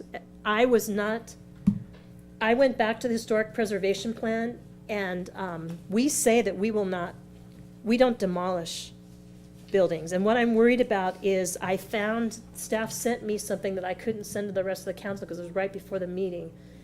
And it shows that the Robertson property could be a hotel if it would demolish and take over the Beachcomber. And it would require demolishment of the Beachcomber. That is something that I did not contemplate or understand when we went through the specific plan. So I think because of the historic preservation plan, I would like to just have that part come back to us so that we are clear what we approved on those specific plan for those two items only. That's my concern. And it has a lot to do with what's gonna come back, and we're gonna have to go through it because we didn't take the time to do it now. That's all. Any issues with that, Mayor I Pro have a Tem? question. Where, maybe staff is here to let us know, where are we in the process of submitting this specific plan to Coastal Commission? Oh, here's Gabriel. Mr. Perez, thank you. Yeah, so we will be doing that. The council action that took place in December did approve it by resolution. So that specific plan is in effect. As far as what was brought up regarding demolition, that wouldn't happen. So in the 1993 specific plan, you could actually demolish the building, but it would require you to follow the procedures of the zoning code. Now, today, if someone was to demolish either the Robinson home or the Beachcomber, that would be very difficult to do, right? So all the language that's in the specific plan currently is about preservation, right? So we identify those goals in the specific plan. If there was ever a proposal to demolish the site, it's listed on our list of historic places. And to do that, it would require like an EIR to be prepared to even evaluate that. That would have to come back to Planning Commission and City Council. That would be extremely difficult to do. I'm not sure it'd be totally difficult to do when we call it out in the box that I got from staff saying that, yes, the Robinson House could be a hotel if it goes and takes over the Beachcomber. And when I looked at the preservation element, the Beachcomber is not only eligible for historic designation, it's also eligible for a landmark. Mm-hmm. So that's what's concerning to me, is that we didn't take any of that into consideration when we were looking at that specific plan. And I went through some of the minutes, and there's in here one of the residents saying that a potential buyer came up to her and said he's going to demolish all of it, and he's under the assumption he could put it in a hotel and it's going to be wedding events. And I just think that is something that, the Pier Bowl is the Pier Bowl, but that area happens to be, it is coastal, so it would be, somewhat difficult to do, but with our concern with events, we don't allow events at any vacation rentals. We don't allow those. This is a hotel, that'd be a little different, but we need to really think whether we are willing to put a hotel right there at the corner of Cazador, where we have historic properties. So that's my issue. We didn't have everything. So that's what I'm worried about. I'm asking the council to just, Okay, the reason I brought it up is these are minutes. I understand we voted on it, but we're also saying that these minutes, everything's good, and that's why this is my chance to call it up again, isn't it? So you could move for reconsideration, because I think this was at the last council meeting, but I'm going to move the question as to the minutes. So do I have a second on that? Second. So a motion, a second to move the question. All in favor? Aye. So, did you vote? Say to me, why are you questioning the minutes? That's the only reason you want to take this up? So I'm moving the question Okay. as I understand that you're Got it. debating and you're Okay. debating hard. I want to move the question and get a vote so we can move forward, because the item before us is the minutes. I understand what you're saying. I think Gabriel just contradicted it with what he said, Well, that it wouldn't we're- happen. We're So trusting staff that's why without, I'm moving to limit debate. I'm not trusting Okay. staff because I read the general plan Mm-hmm. and specific plan, and the reason I said there's a process is exactly what Gabriel just said, is there's a very long process that they would have to go through, including an EIR. So I understand your concern. I just, at this stage, I'm not willing to go back and revisit this, which is why I'm moving the question to end debate and make a vote on this. So I'll move the minutes. I'll make a different motion, substitute motion to move the minutes. Do I have a second? I'll second that. Okay. So motion is second. All in favor? Aye. Opposed? Opposed. Okay. And this was Passes. for both December 3rd and December 17th? Yes. Okay. So it passes 3-1.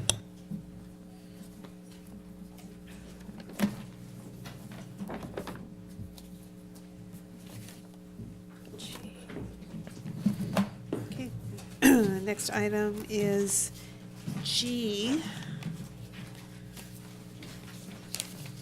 which is contract award for consultant services related to nomination of the North Beach Historic District to the National Register of Historic Places. I should have pulled that.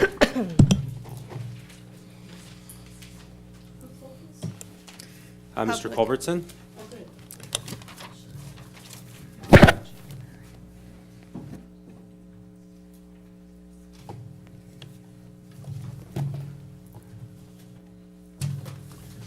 Good evening, Council. Larry Culbertson, President of the San Clemente Historical Society.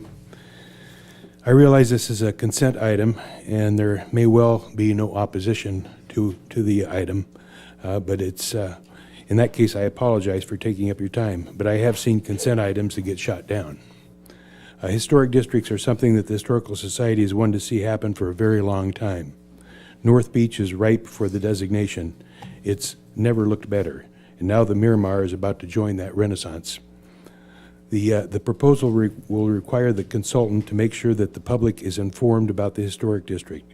There will be plenty of opportunity for the public to weigh in on any concerns and let you know what they want and what they don't want. I'll save my promotion of the historic district for the meetings to come. I would like to thank City Planner Gabriel Perez and Associate Planner Jonathan Lightfoot for applying for the state grant money for this project. So please accept that grant money and authorize the expenditure for the first step toward a National Register listed North Beach Historic District. Thank you. Thank you, Larry. I'd also like to thank staff on this, Jonathan Lightfoot and Gabriel Perez, any staff member that worked on that grant. I know Jonathan has come up with a lot of ideas for historic tourism, just off the top of his head, and I think we're off to a good start. I'll make the motion that we vote, I'm looking for it, that we approve and authorize the city manager to execute the professional services agreement between the City of San Clemente and GPA Consulting in the amount of $20,000 for historic preservation consultation services related to the preparation of the National Registered District form for the North Beach Historic District. I'll second that. We have a motion by Councilmember Ward, a second by Councilmember James. All in favor? Aye. Passes 4-0. Thank you. Okay, next item is item J, proposed parking restriction in the alley east of South El Camino Real between East San Gabriel and East Magdalena.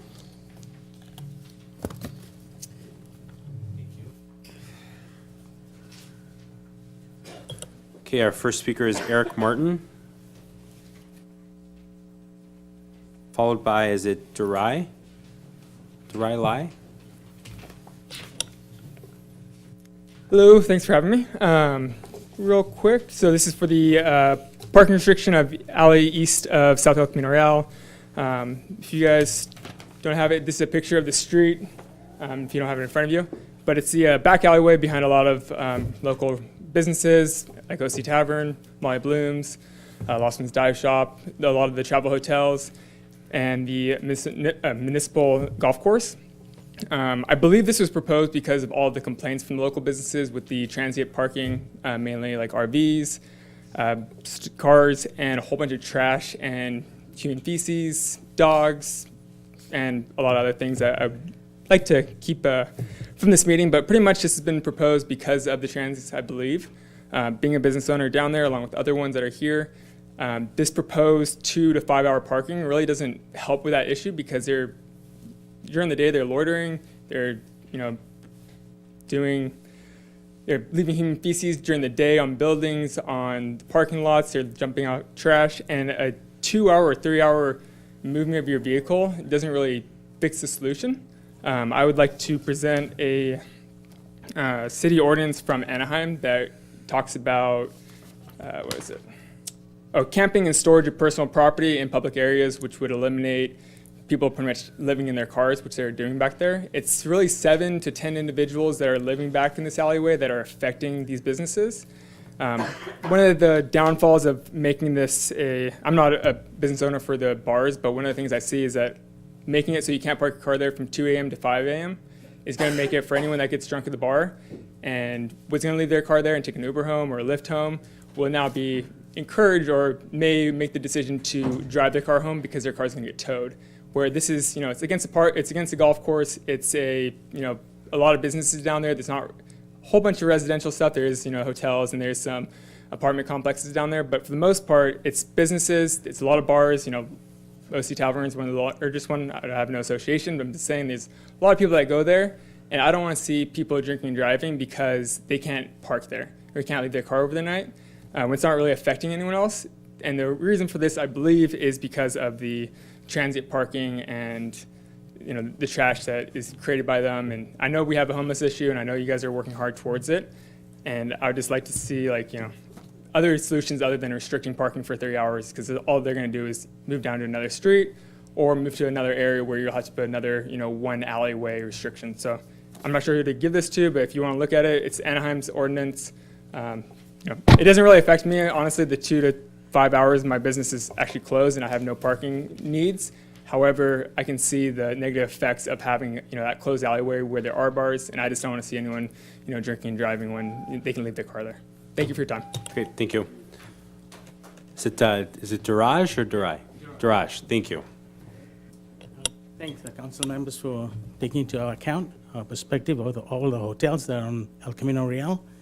I've been in this community since 1986, the last 30-some years, as the same owner there, and I've seen how the environment has changed. So my concern is this, I'm just going to read it out, that represents all the 5 hotels that are affected on that alley. We pay also bed taxes to the city, so if something affects that, it affects the city as well. So I'm just going to read this out. This letter is to express opposition in the above reference and notice to restrict parking from 2 a.m. to 5 a.m. The parking is a vital resource to the guests and tourists that visit our cities. Once our hotel parking reaches Cap City, our guests frequently use the available city parking overnight. The most common reasons for using the area include the following. Sometimes construction workers working nearby sites such as San Onofre or Camp Ellington, they cannot fit their oversized vehicles in our underground parking lots, and due to height restrictions and length restrictions. Other times, there are couples and families in the process of moving into an apartment or purchasing a home that own 2 vehicles and temporarily staying at the hotels while they're seeking for a house in the area or apartment in the area. Guests meeting midway between LA and San Diego staying at the hotels, each with their own vehicle, but are only occupying 1 hotel room. Military families with 2 vehicles staying in family suites or 1 hotel room with 2 beds that are visiting their sons and daughters at Camp Ellington during graduation or their visits, and wedding parties with multiple vehicles for events in San Clemente. So those are number of parking spots we have, and we have more cars coming in. Now we got to have a reservation coming in around 3 in the morning or 2 in the morning. Parking lot may be full. Where do the guests park? There's no parking available on South El Camino Real, the main street. If this parking was available there, I have no issue, but there's no parking on South El Camino Real on the main strip. So that's the only parking that's available for the last 30 years that I've been using it. And so does Hampton Inn, La Vista, CV Motel, and the Calafia Inn. Additionally, since there's no parking available on the main street on South El Camino Real or within 100 yards of the hotel, guests use the alley overnight. The proposal as it stands would cause a hardship for our customers and tourists and would push towards choosing other cities. Our hotels generate occupancy tax for the city, and the proposal could negatively affect our revenue, both the businesses and the city. In addition, we would like to note that many of our hotels and businesses actively clean, maintain, and paint those parking strips in the alley. So this issue came about 20 years ago in the same city council. I was here 20 years ago, and the same issue was arose. All the businesses that were on the street there, they support the back alley, they maintain it, they strip it, they clean it. So at that time, the city council, took it back. So that's where you stand today. So I hope you decide in the same direction. Now, I do understand there is issues going in regarding certain things in our city that we need to clean up. I can understand that. I can understand all the perspectives of both sides. And in the interest of all parties, we would like to propose that an exception be granted to hotel guests. Hotel front desk staff could issue guest parking Thank you, or Duraj. permit for display. Appreciate it. Thank you for your comments. And can I leave one thing that you did not have in the original attachment? If you want to give it to Mr. Sun, that'd be great. Yeah, it's regarding the city of Laguna Niguel, how they implemented it. Thank you. Thank you. Joanne, you said staff pulled this as well? was that? Tom? Good evening, Mayor Bain, members of the council. Tom Vonnegut, Public Works Director. So I asked to also pull this mainly because, I wanted to make a few comments, but to let you know, and I believe the gentleman who just came, the letter he mentioned, that was submitted to us, and I'm not sure if your council got it, so we wanted to make you aware that there was concern by 5 nearby motel, hotel owners about the proposed parking restriction, and so I wanted to share that. I think he summarized his concern pretty well, generally, that if we were to implement this 3-hour restriction, that effectively prohibits overnight parking, which apparently some of their guests use. I also wanted to point out, though, and maybe give a little bit of background. The main issue is, frankly, the owner of the OC Tavern raised the concern about essentially long-term permanent parking by motorhomes and other vehicles. And he was particularly concerned because he was required to enter into an agreement with the city when he got a CUP related, I think, to the off-site horse betting. And so there are 40 spaces that he's allowed to use. They're not exclusive to the OC Tavern, therefore they're not signed. They're not marked in any way, but basically the city authorized him to use 40 spaces. These are all public parking spaces along the alley in the map in the report. And so his concern, and he pays a fee to do that, and so he was rightly concerned that now his ability to use spaces for his patrons is being impacted by vehicles that are there continuously. So in coordination with him, and it's not unusual, we do have public parking lots in town that have an overnight parking restriction from 2 a.m. to 5 a.m. And he thought that would be okay as a way to be a deterrent. There would be signage, and that would make someone think that, well, if I'm going to get a ticket, whatever the cost is these days, I will move on somewhere else, and it'll effectively free up those spaces.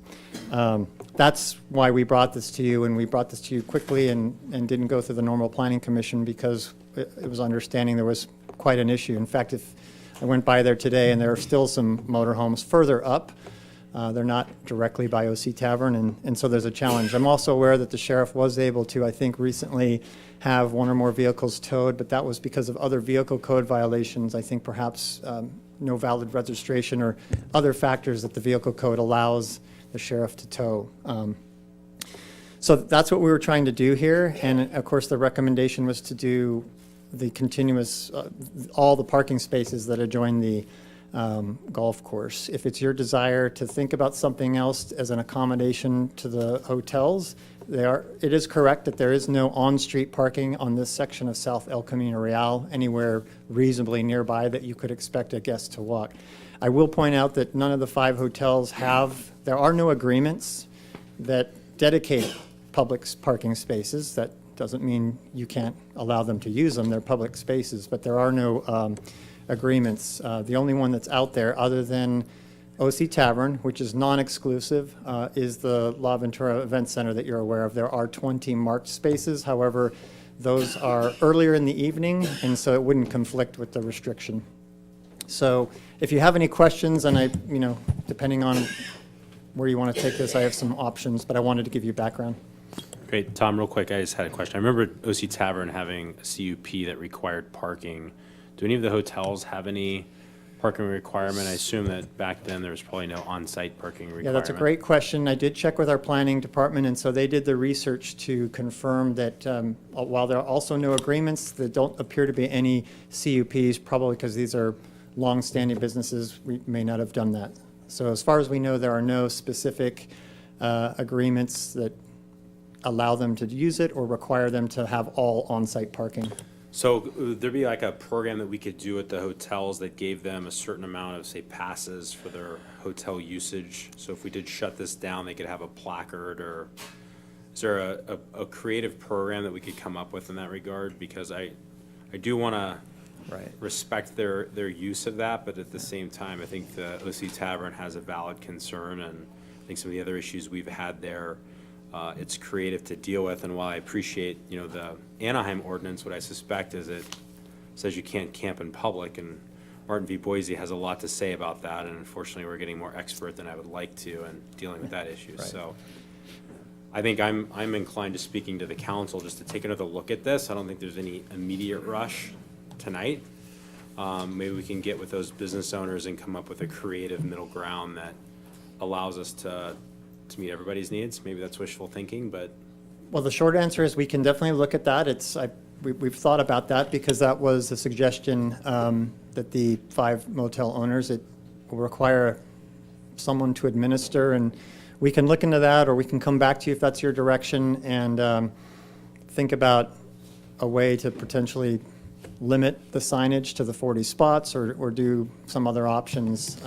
Frankly, we just didn't think until we got the feedback from the motels, we'd never even considered that extra off-site parking would be an issue, and so we're happy to look at that. yeah, so I think just more of a panoply of options, more than just one would be helpful, and then some buy-in from the business owners in that area in terms of what they think would be best, I think would be helpful for us. This would for me.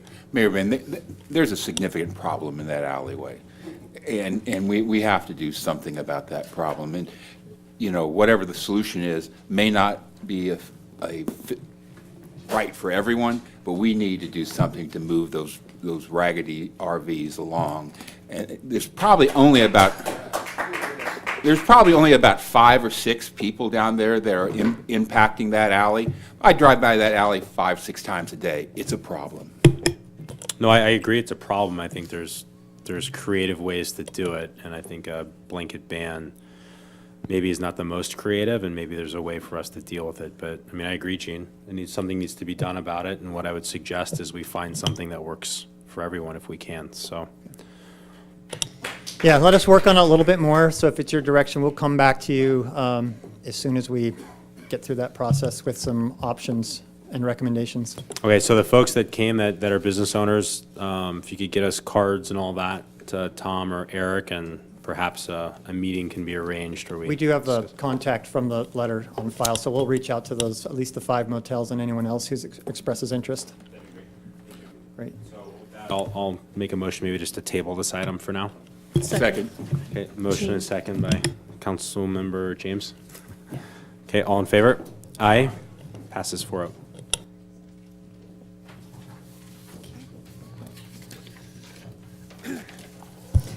Next item is item L, denial of short-term apartment rental, the Boggle Star at 119 San Pablo.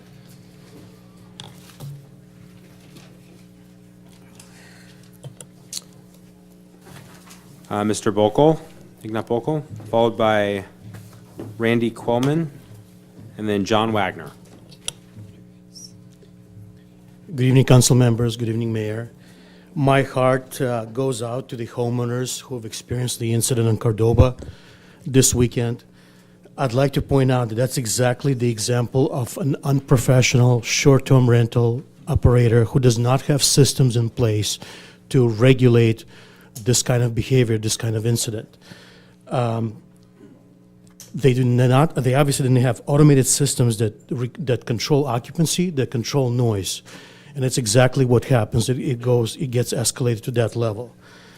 I'd like to point out that that's exactly what happens when a person who does not have the safety of the neighborhood in mind operates a short-term rental. So that's exactly why you guys want me on your list, want me operating short-term rental, because I have these systems in place. The noise-aware system that I shared with you guys is just a widget. Without having a system behind it to regulate it, the widget wouldn't matter. So obviously there's multiple complaints. I think one of the homeowners shared that it took 45 minutes for the homeowner to arrive. Obviously they were just in a reactive mode to the incident. I have systems. The way I've designed my system is so that these incidents do not happen. And on top of that, I'm the homeowner. I live at that property.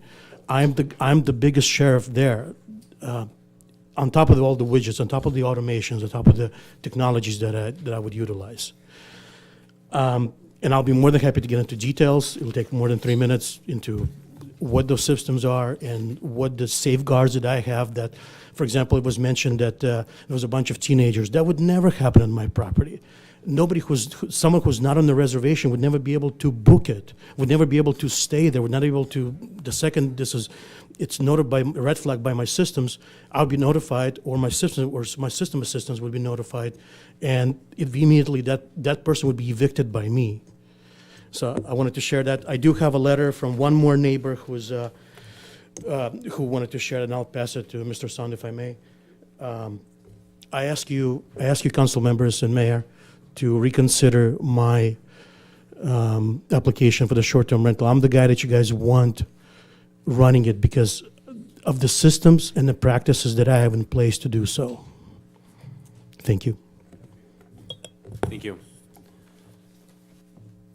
Next is Randy Quillman, followed by John Wagner, and then Raquel Wagner. Hello again, Council. Hope you guys caught the sunset this evening. Once again, I'm just showing up. Ignat is my neighbor. He's the apartment that is next to my house. And a couple of things I just wanted to emphasize, as mentioned before. Pretty dedicated guy. You can tell he's pretty passionate about all the things that he does. He does a very good job of taking care of his apartment building.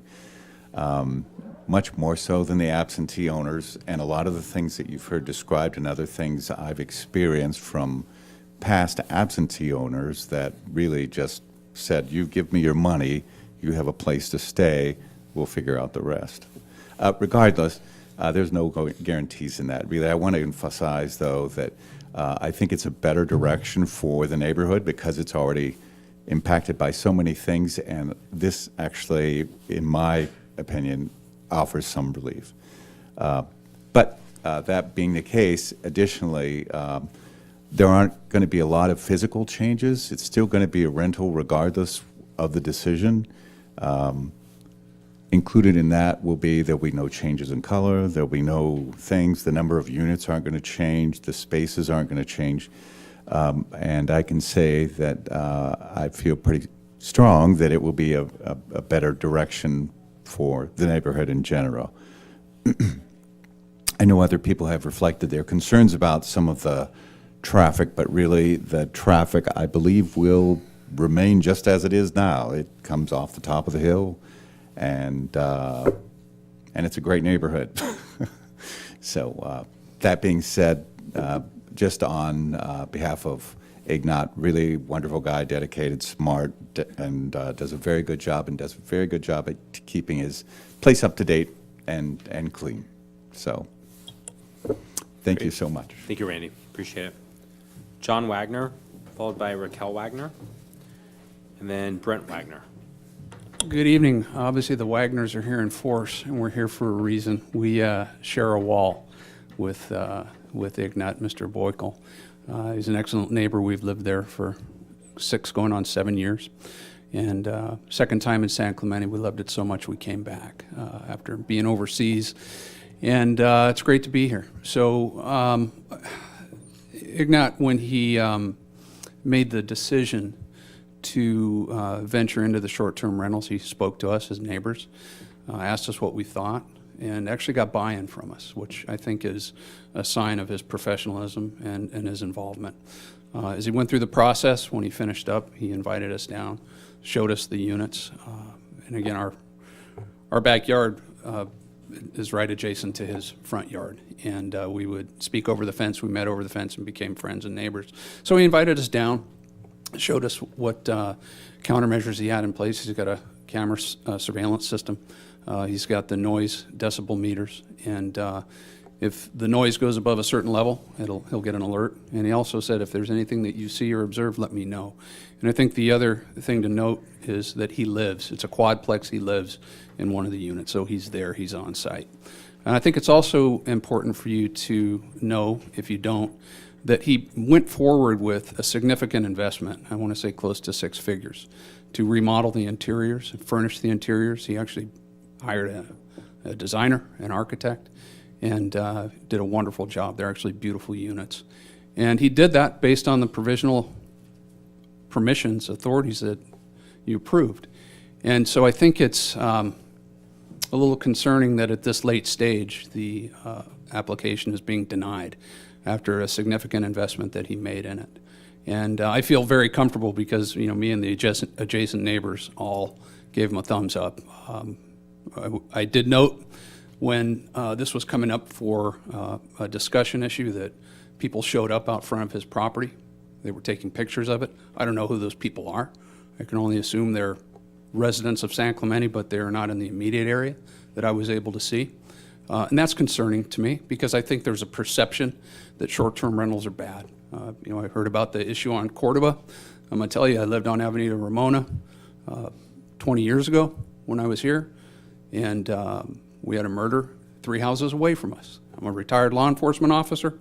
I engage with the sheriff's department to find these things happen, unfortunately. But what I'm trying to articulate is Ignat has taken measures, proactive measures, to ensure that those bad things won't happen. And my feeling as his next door neighbor is I hope that you'll consider approving it because I and his adjacent neighbors have the most equities involved. So thank you for your time. Good day. Raquel Wagner, and then Brent Wagner.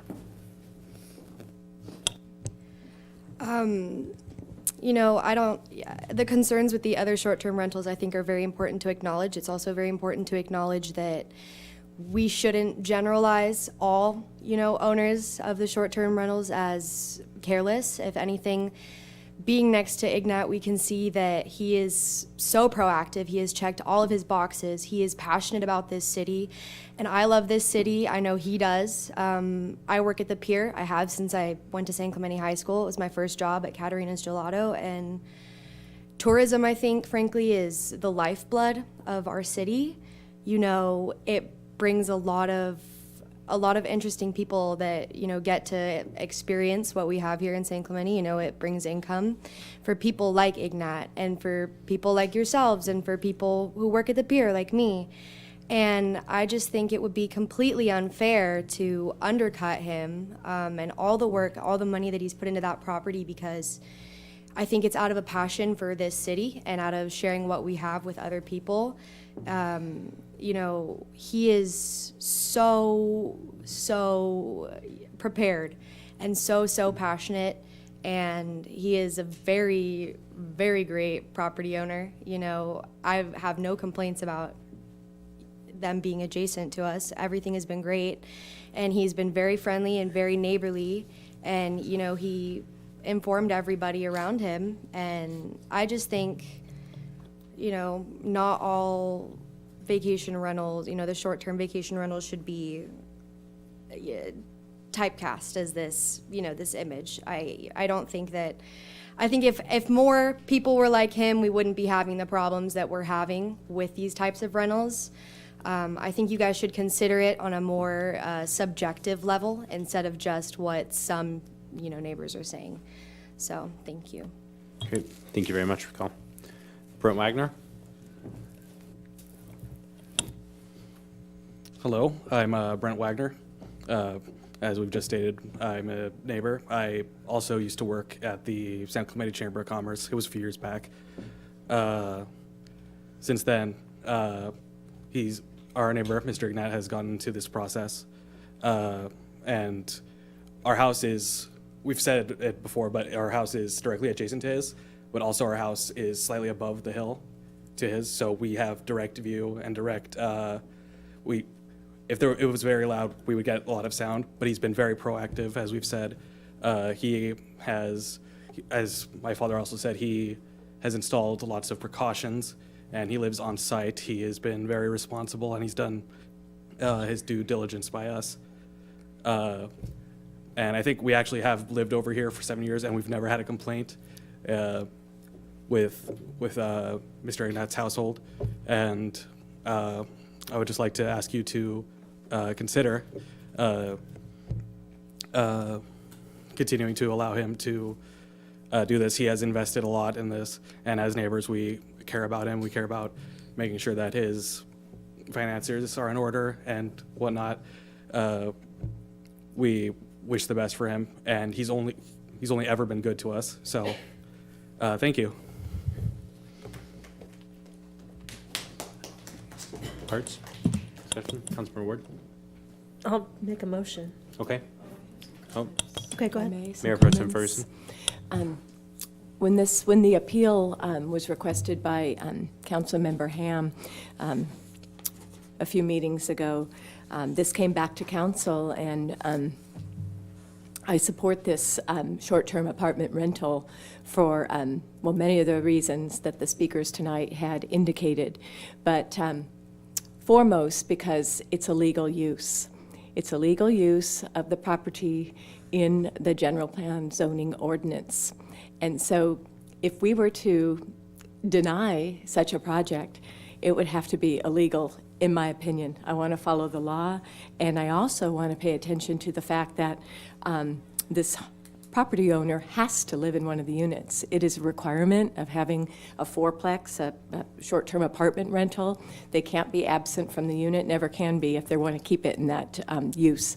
So we had staff at this in its entirety provide numerous requirements, special requirements of above it, and he went above and beyond according to the staff report that I read, and also additional conditions of approval that our zoning administrator placed on this property, particularly for very strict parking requirements. Therefore, I'm not going to support denying this. I'm going to support this project for those reasons. Thank you. Thank you. Any other comments, questions? So I have a couple of comments for the motion. Ignat, I think the fact that you've had so many folks come up and speak in favor, you don't need to come back up. I just was going to make some comments. I think it says a lot about you as a person, and I think, as I said last time, I have no doubt in my mind that you would do an effective and incredible job in running a short-term, living unit. Problem is, this property is just not in an area that's designated for it, and while I appreciate that you would do a good job. Mayor Bain, this is sorry, real quick. I'm sorry. I can't have you speak. The 3 minutes. I can't have you speak that. The next property owner that comes along may not be like you, and it may be somebody who is more like another operator. And I went through a lot of the when you purchased the property, it was a long-term rental. That's the way it was used, and so for me, this is just not a property that fits in the mold of a star, and so I'm going to support the denial. I'm going to support. Sorry, if you understand, you can't speak. Okay. So I'm going to support the denial. So if there's a motion. May I say one more Please. point? I pulled this from the prior report regarding the legal use in this particular area. And the language was the structure at 119 Avenida San Pablo has existing legal non-conforming multifamily dwelling 2,400 feet in size in residential low zone, section 17.32030 of the municipal code allows for this development here. So I know that our community development director, who also serves as our zoning administrator, is here tonight. Could you, Ms. DeGlardo Daly, could you come up and perhaps confirm what I did read? Is that accurate in terms of it, what I just stated, for it being an allowable use here? Thank you, Mayor Pro Tem Ferguson, members of the council, Cecilia Gallardo Daly, Community Development Director. The code does allow, with a conditional use permit, a short-term apartment rental. So it's not a use that's allowed by right, it's a conditional use, and conditional uses require that we make certain findings that particular development or project is compatible with the surrounding neighborhood in which it's located. And if it's not, then we can make, we are unable to make findings in the affirmative. In some cases, those uses can be found compatible with conditions, and that's why it's a conditional use permit. So just to follow up on that point, so she was saying a multifamily is grandfathered, and that's true. It's a multifamily dwelling in a single-use residential, so it can be used for 4 separate apartments as it has been used. But a star, short-term, requires an additional conditional use permit that requires certain findings, which we're not making. Is that correct? That's correct. Okay, so Is there a motion? I'll make a motion to adopt resolution number 20-03 entitled, "A Resolution of the City Council of the City of San Clemente, California, denying short-term apartment rental permit number 19-295, Bacal Star, a request to allow 3 short-term apartment rental units at 119 Avenida San Pablo, units B, C, and D." I second that. Say a motion and second, all in favor? Aye. Opposed? No. And Mr. Wagner, your family is incredibly articulate, so you guys come speak anytime you wish. Thank you for that.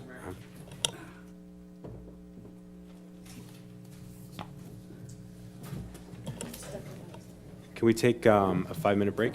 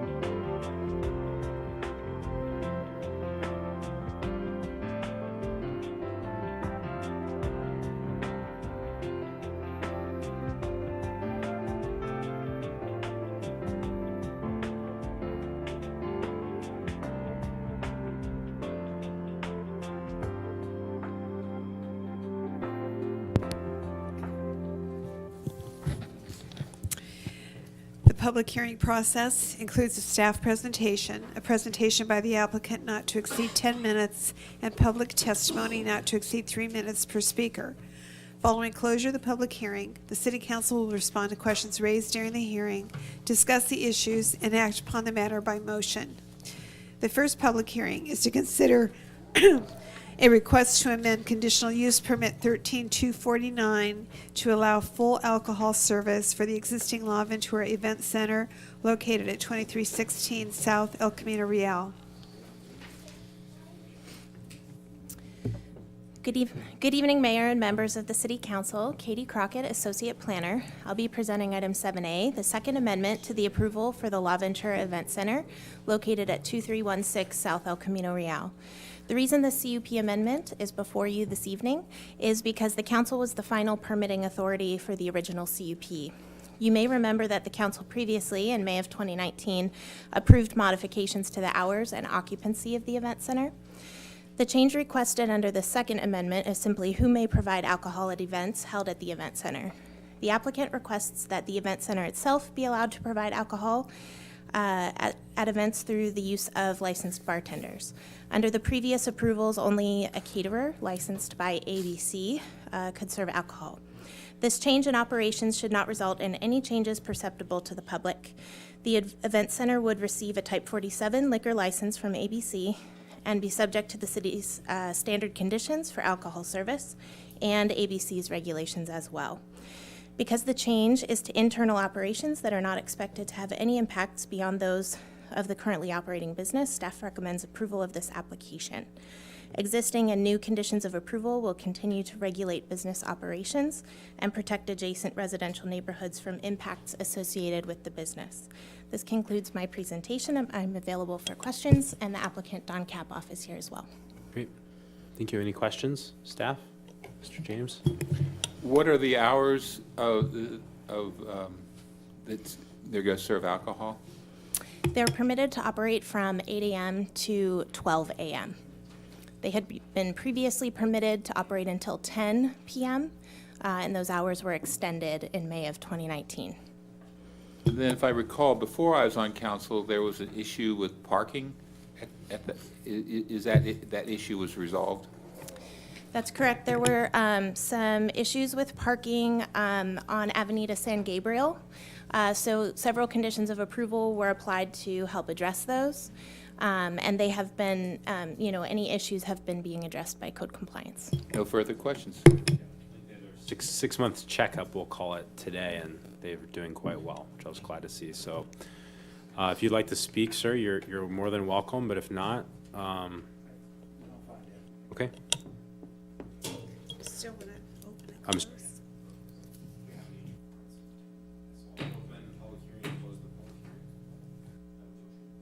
I'll make a motion. I'll make a motion to adopt staff recommendation to find and determine that the project is categorically exempt from the California Environmental Quality Act pursuant to CEQA Guidelines Section 15301, Class 1, Existing Facilities, because the project involves the permitting and minor alteration of an existing approved use with no expansion of the use and no addition or alteration to the building. Number 2, adopt resolution number 20-04 entitled A Resolution of the City Council of the City of San Clemente, California, approving conditional use permit, Amendment 19-278, La Ventura Event Center Amendment Number 2, a request to amend CUP 13-249 to allow full alcohol service for the event facility located at 2316 South El Camino Real. Second. So a motion by Mayor Pro Tem first and second by Councilmember James. All in favor? Aye. Passes 3-0. Next is a public hearing to consider a city council initiated Sorry, appeal. real quick. I just want to say thank you very much for keeping the operations going and doing such a good job. I hope you'll continue to do that. So, all right, appreciate it.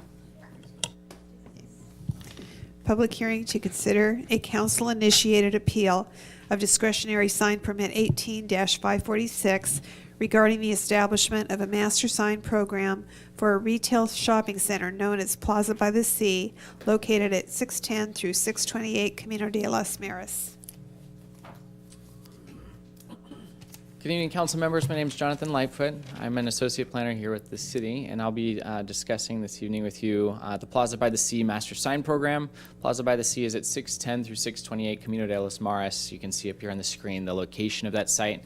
It's considered to be a freeway gateway since it's directly adjacent to the off-ramp at Los Mares. It's also adjacent to another shopping center, Ocean View Plaza. The property owners at Ocean View Plaza, Brixmore, acquired this site a couple of years ago in December of 2017 and have been making some improvements at the site. So this project is one of a couple that have come through the planning division in that time. The site's about 4.4 acres and it's within the community commercial forest zone. The proposed project is to establish a master sign program. The city requires master sign programs anytime a development adds or modifies 4 or more signs at a site. This site was initially developed in the 70s, and so there's never been a cohesive sign program here, and that's why now with some of the renovations that are happening and a variety of signs being modified, that's where this is coming into play. The project did go through design review first before going to Planning Commission and was approved by Planning Commission on November 20th of 2019. Council did call up this item in review of the minutes on December 3rd regarding some questions regarding colors, specifically the freeway-oriented sign was something that was referenced at that meeting.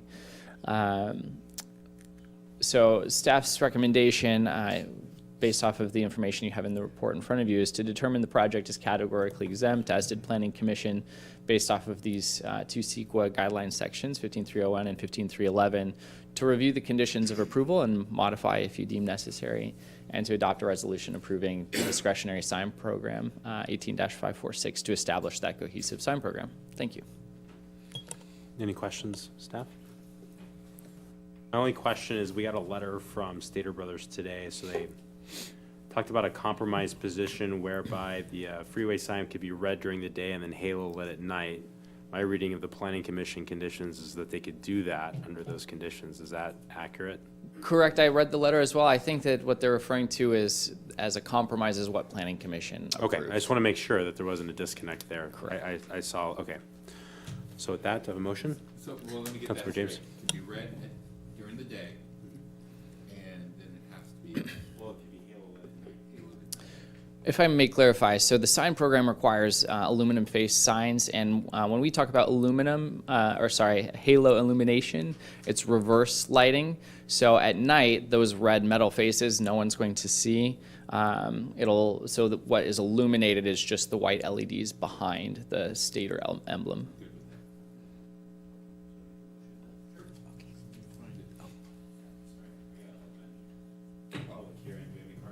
No, sir. So I make a motion to go with the staff recommendation, determine that the project is categorically exempt from CEQA pursuant to CEQA guidelines, section 15301, class 1, existing facilities, and 15311, paragraph 8, class 11, accessory structures. Confirm or alter conditions of approval adopted by the Planning Commission on November the 20th, 2019. Adopt resolution number 20-5, a resolution of the City Council of the City of San Clemente, California, approving discretionary sign permit 18-546 to establish a master sign program for Plaza by the Sea located at 610 through 628 Camino de los Mares. And I'll second that. Motion is second. All in favor? Aye. Passes 3-0, and I just commend Jonathan, you on your work, and to the Planning Commission for finding I thought was a really fair and reasonable compromise here. So, Okay. Next is a report from the city clerk concerning the possibility of amending the code of the city of San Clemente as it relates to the operations, composition, and appointment of members of various city commissions and committees, and also establishing a public safety committee. Mr. Mayor, members of the council, since June, council has been working on updating the code as it relates to its commissions and committees. On December 3rd, you made additional revisions, which I have incorporated into the ordinance that is before you this evening. thank you. We have comments? We have one card. Ms. Ambrose? Yes. Good evening, Mayor Bain and our Honorable City Council. I am here to thank you and recognize you with respect and appreciation for all the work that you put into and the eartime you gave to all of us who serve on committees and commissions right now. I had the pleasure of meeting with Mayor Bain, along with a colleague of mine on Coastal Advisory Committee, and it was truly a lesson in the art of negotiation. So thank you very much, Mayor Bain, for that. And in addition to that, though, I've been here witnessing at several council meetings the way that you also take in other committees and commissions other than my own with Coastal Advisory Committee. You listen to them, you understand the reasons why they want changes in the kinds of recommendations that you were wanting or initially recommended.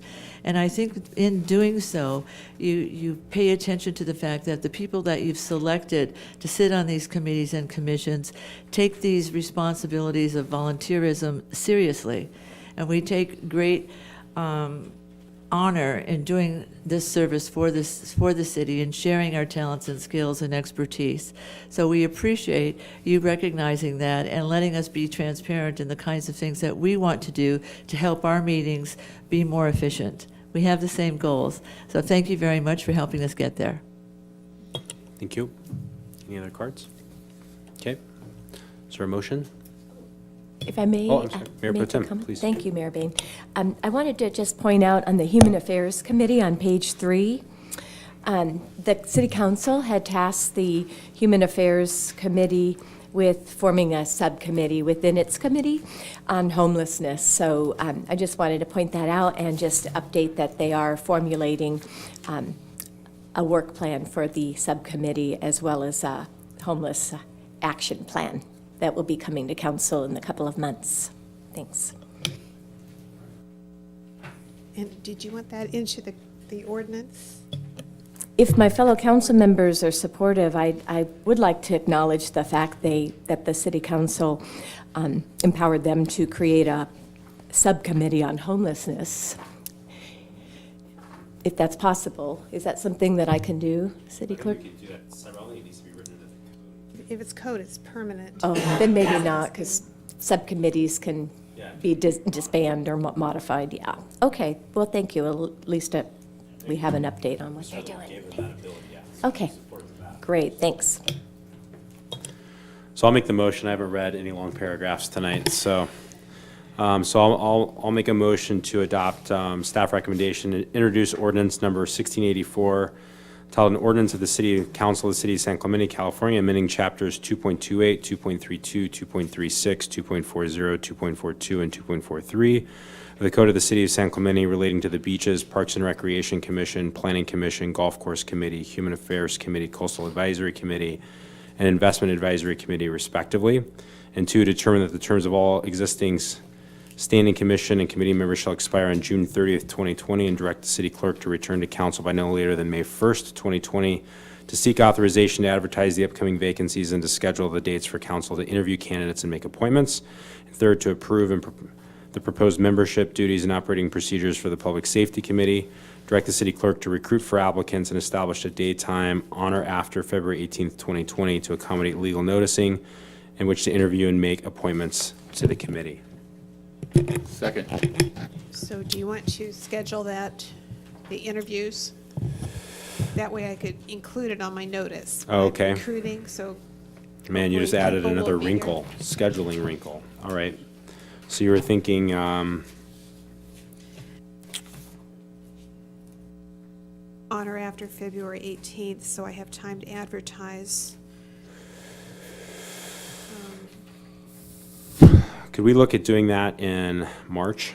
One of the meetings in March, could we give you authorization to work with either assistant city manager, interim city manager to look at our agendas for those dates and figure out when it would work best? Does that make sense? Yes, it does. Okay. To do it before the meeting or during? What is your? Probably before the meeting, but on a date that we're not going to be here past midnight. Yeah? Yeah, okay. Okay. I will trust the assistant city manager, interim city manager to help us figure that out. Okay. Okay, so who was the second on that? So a motion and a second, all in favor? Aye. Passes 3-0.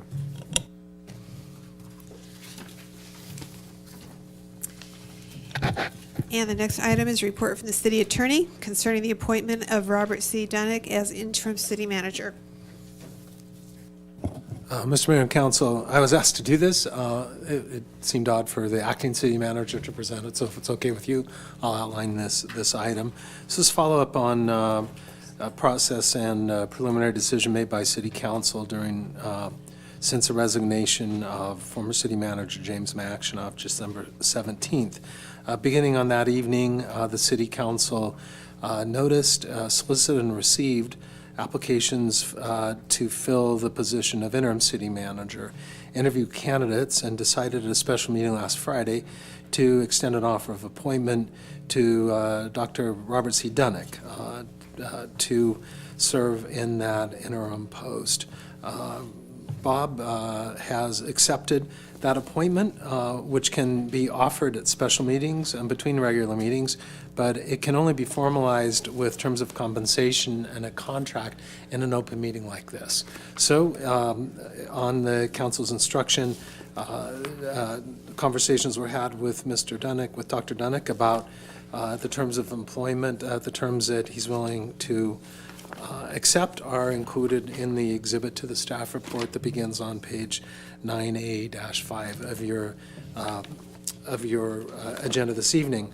The Brown Act requires that not only be published and acted upon publicly, but that the terms of compensation for senior executives be announced orally. So with that requirement, I wanted to turn your attention, public's attention, to Section 2 of the draft agreement that outlines compensation. The rate of pay designated in this agreement is the rate that was offered to the former city manager, a range of $112.94 per hour to $137.27 per hour, and the rate is set at the top of that range, $137.27. I also want to call your attention to Section 2.2 of the agreement.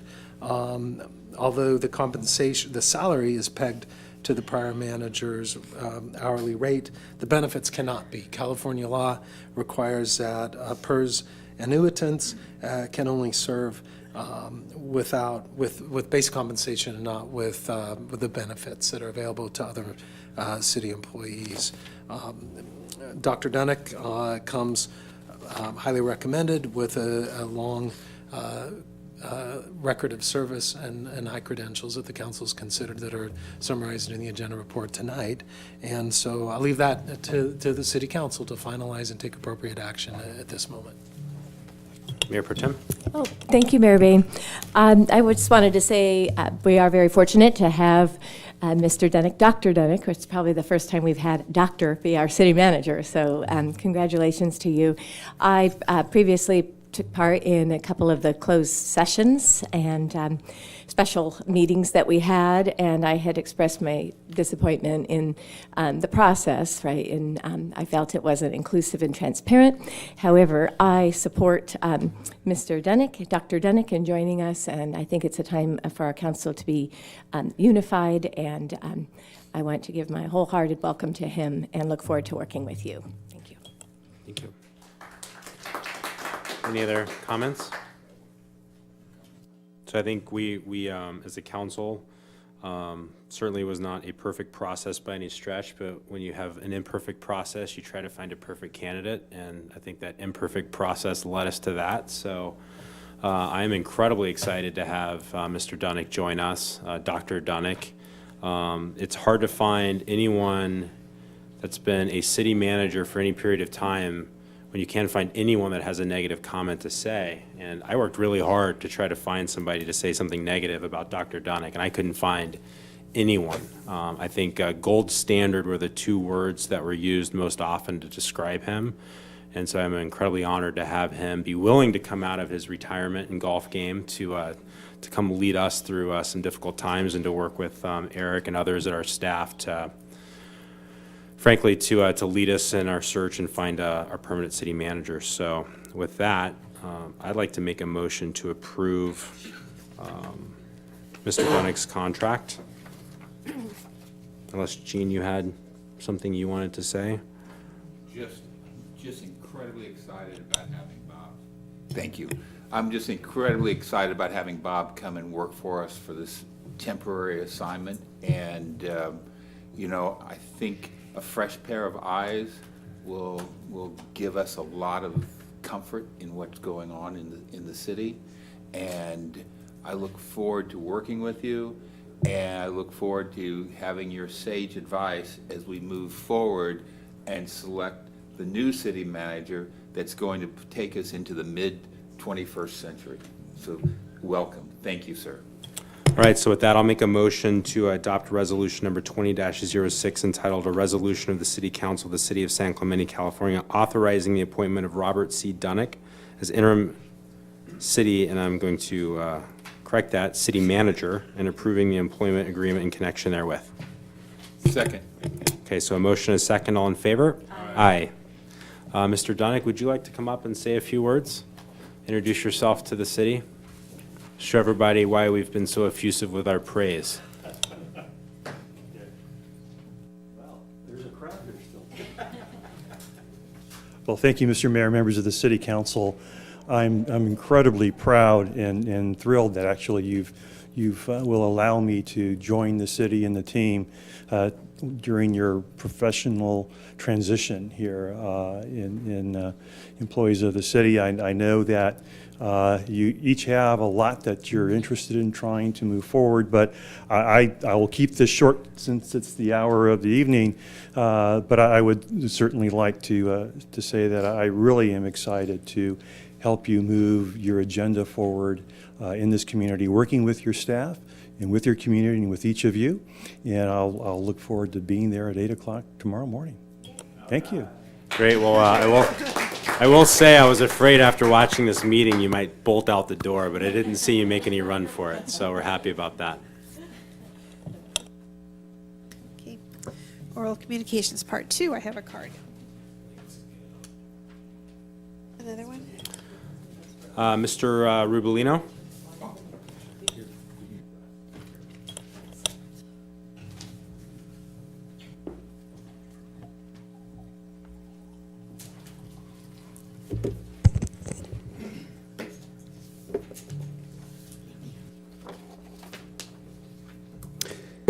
Hi, Council. In December, Council Member, or now Mayor Pro Tem Ferguson, made a motion during council comments to try and suggest that agendizing items require the support of 2 council members instead of the setup that was previously established. And this brought up a lot of debate amongst the community, and I want to share some of the things that I personally reflected on in my research. John Stuart Mill wrote a book on liberty, published in 1859, and there's a quote that states, "The tyranny of the majority is an inherent weakness of the majority rule, in which the majority of an electorate pursues exclusively its own interests at the expense of those in the minority."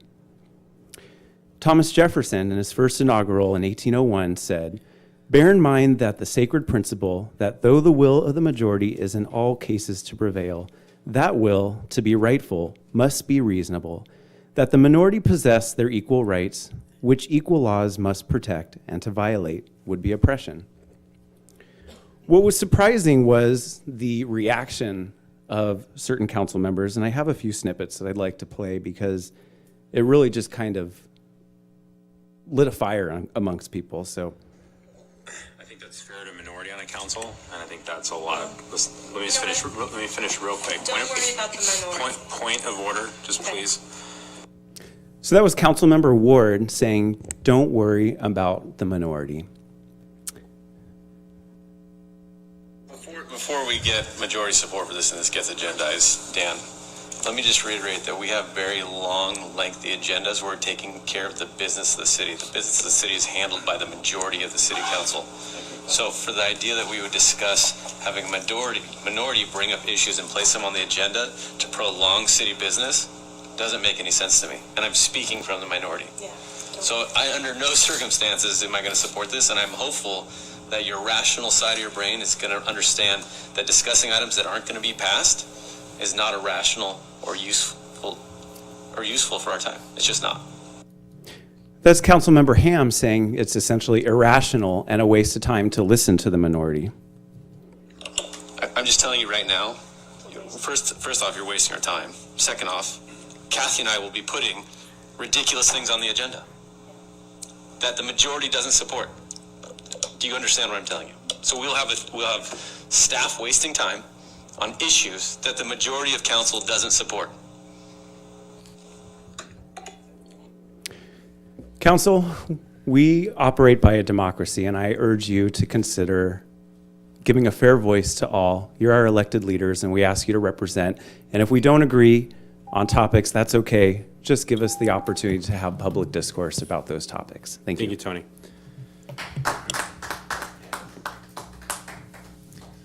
Okay, city manager, I have no comments. city attorney. Sorry, Joe, it was coming up. I thought you probably did. I think you had it for, because we're considering that possible amendment. The agenda, the issue?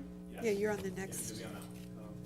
Okay. Yeah, I don't have anything in the meantime, so let's go there. Yeah. Okay. Next is consideration of possible amendments to Council Policy and Procedure 1201-11, City Council Meeting and Operating Procedures.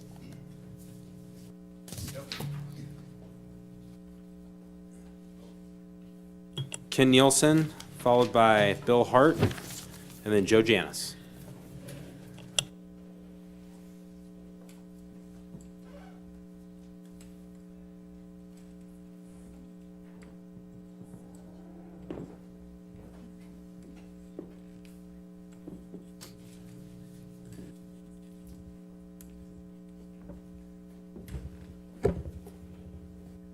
Well, most of my speech got handled already. Listening to Mr. Ham at that last meeting was unbelievable. What's he doing with the threat to you guys that if you pass this where one councilman can agendize something, or if one councilman with another vote can agendize it, they're gonna bring up things that just to cause problems? Is that the way you heard it? That's the way I heard it. It wasn't right. And I think you as councilman should be able to agendize something. If you decide that one more person needs to vote on that, that'd be fine, but I just assume one person can do it. We need to get things on there that sometimes you may not like, but we need to get it on here. When somebody wants something agendized, they can talk to a council person and get them to ask to get it agendized. So anyway, thank you. Thanks, Ken. Bill Hart, followed by Joe Janis. Well, first of all, I'd like to compliment Tony. Being kind of an originalist myself, I always love to go back to the Founding Fathers and hear what they had to say. But I'm going to come at this from a different direction, and that's the Brown Act. I've been through, I don't know, these ethics courses that they have you take, and I've done that several times while I was serving on various commissions or committees. And it was always plainly clear to me that the idea of the Brown Act is that discussions and decisions are made out in the open, and that those decisions should not be made, they should not be prejudged ahead of an open discussion on the subject. And my own experience is that I've sat on a committee and had my mind changed from time to time during those discussions. So I don't know how you're going to decide on this. Frankly, I don't have any problem personally with just allowing one member to put something on the agenda. I don't have a problem with making it a requirement for two. But I do have a problem with making it a requirement for 3 people for it to be on the agenda, because there is an appearance of impropriety at that point. And essentially what you're saying is that the majority can veto a discussion on an item before it is ever discussed and decided. And so I know that that's not what is intended by that, but even the appearance of impropriety is wrong. And so I would say that a minority of two or even one should be able to agendize something on the and bring it up for discussion at a later time. And so that would be my advice to you, and I look forward to seeing your decision on that. Thank you. Thanks, Bill. Joe Janis? Well, I'm not going to be very popular tonight. I heard the claps. Laura, could you hold up the agenda for this week? I think it's like 1,200 pages, something like that. Yeah, that's how much it is. And that's how much you guys have to read, and that's how much staff has got to write. I've written staff reports before, and they take a long time. We have criticism from this podium a couple weeks ago about not a very good staff report that was written. My God, how much work do you want to put on staff? And I believe Chris was saying that you guys have the majority now, they're in the minority, and he gave an example of why you don't want to do it. If you want to spend time for our staff to write these things on something that doesn't have a chance of passing, well, I guess so be it. You guys are going to have to do that. But you guys all have the ability to collaborate with each other before a meeting and talk and try and get things organized. And if you have that much of a pool, and you all guys are all reasonable persons, you'll put it on the agenda. Imagine if the unpermitted beach event would have got agendized. Staff would have had to write a report, they would have had to check it out, had code enforcement involved, and to find out, my goodness, the city manager wasn't even there. And then you're gonna have a bunch of these people come and say, you mean I gotta have 20 people? If I get my grandkids and kids are gonna go to the beach, I gotta get a permit for this stuff? You guys will open a can of worms that don't need to be opened up.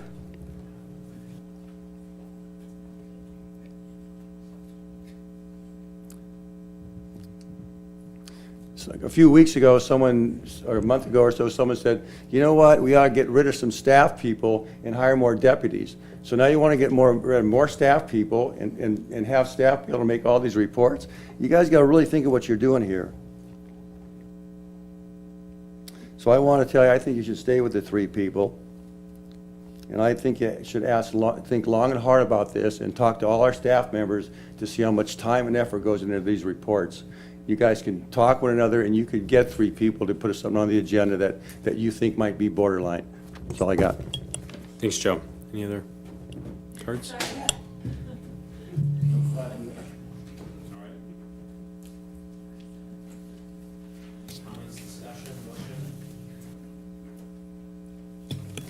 Well, I'll start out, since I suggested the item. I would like to suggest that we have one member of the council can place something on the agenda. Of course, if it's abused, we can bring this policy back again and revise it. But we all represent the same constituency. We're elected at large, and I think everyone's voice deserves to be heard. That's one item, and that's 4.5.4 of this agenda report. I'd like to make a couple other comments about a couple other sections in this agenda report regarding city council agendas. Since we bring this policy back, City Clerk, can I suggest a couple edits to some other sections? Okay, thank you. So section 4.5.1 on page 7 of this agenda report indicates that the city manager shall be responsible for determining the items to appear on a city council meeting agenda. I would like to recommend that we have the mayor and the city manager have an agenda setting conference. I know that's done in a lot of cities. So there's not just the city manager putting it together, but the mayor as well. Don't want to create too much extra work for you, Mayor Bain, but I think it would be very beneficial to have that. And lastly, section 4.7 in closed sessions, and I know I brought this up last year. I would like to see us have minutes, confidential minutes, of course, of closed sessions. I know for years our city of San Clemente did have closed session minutes, but those went away with the new law firm, BBK, so it's been a little over 4 years that we haven't had closed session minutes. So I'd like to recommend that too under section 4.7. And that's all I have. Thank you.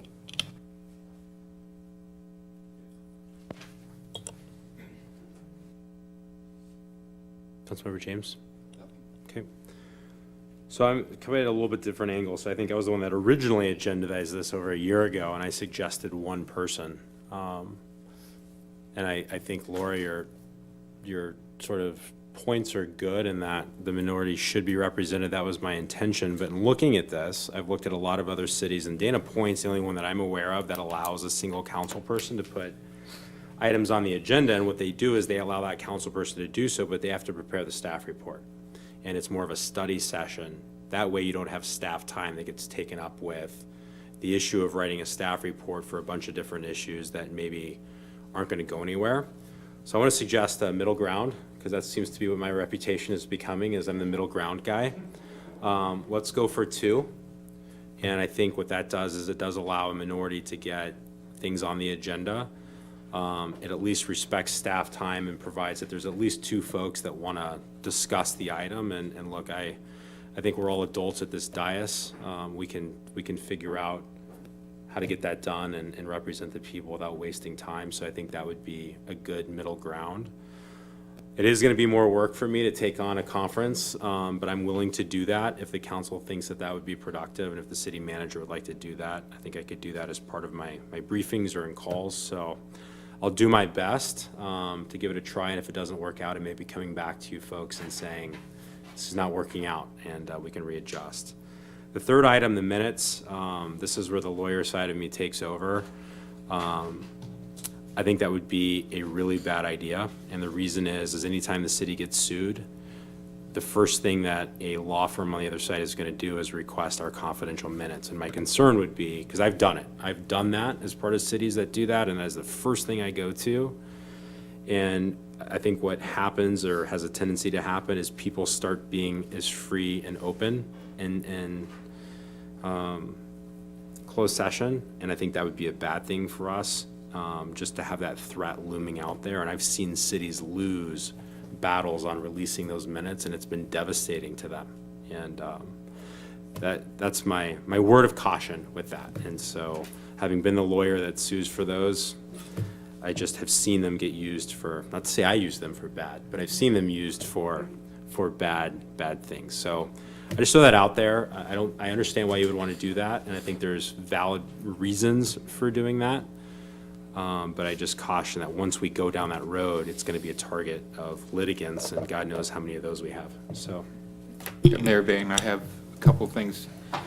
I could support 2 council members placing something on the agenda. I think that precludes tyranny from the majority, which, going back to our originalists back there, I think Jefferson talked about it, Madison talked about it. So I think going with 2 precludes that tyranny of majority, but at the same time, it provides a safety valve that 2 people actually have to put something on, to Joe Janis's point that we're not overloading city staff. So I think 2 goes down, right down the middle, and so I could support 2. I hope we can pass that this evening. In regards to minutes in closed session, I think, from my perspective, I think I'm freer. I feel more comfortable with an exchange of ideas without that being memorialized and being discoverable at some later point.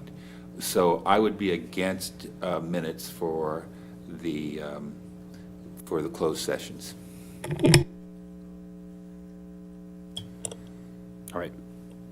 Did you want me to take on the added responsibility of, which I'm happy to do. So you said you didn't say anything about it, so I will take on that additional responsibility. I'm sorry, No, that's fine. I thought you were going to include me in those meetings, so I didn't say anything.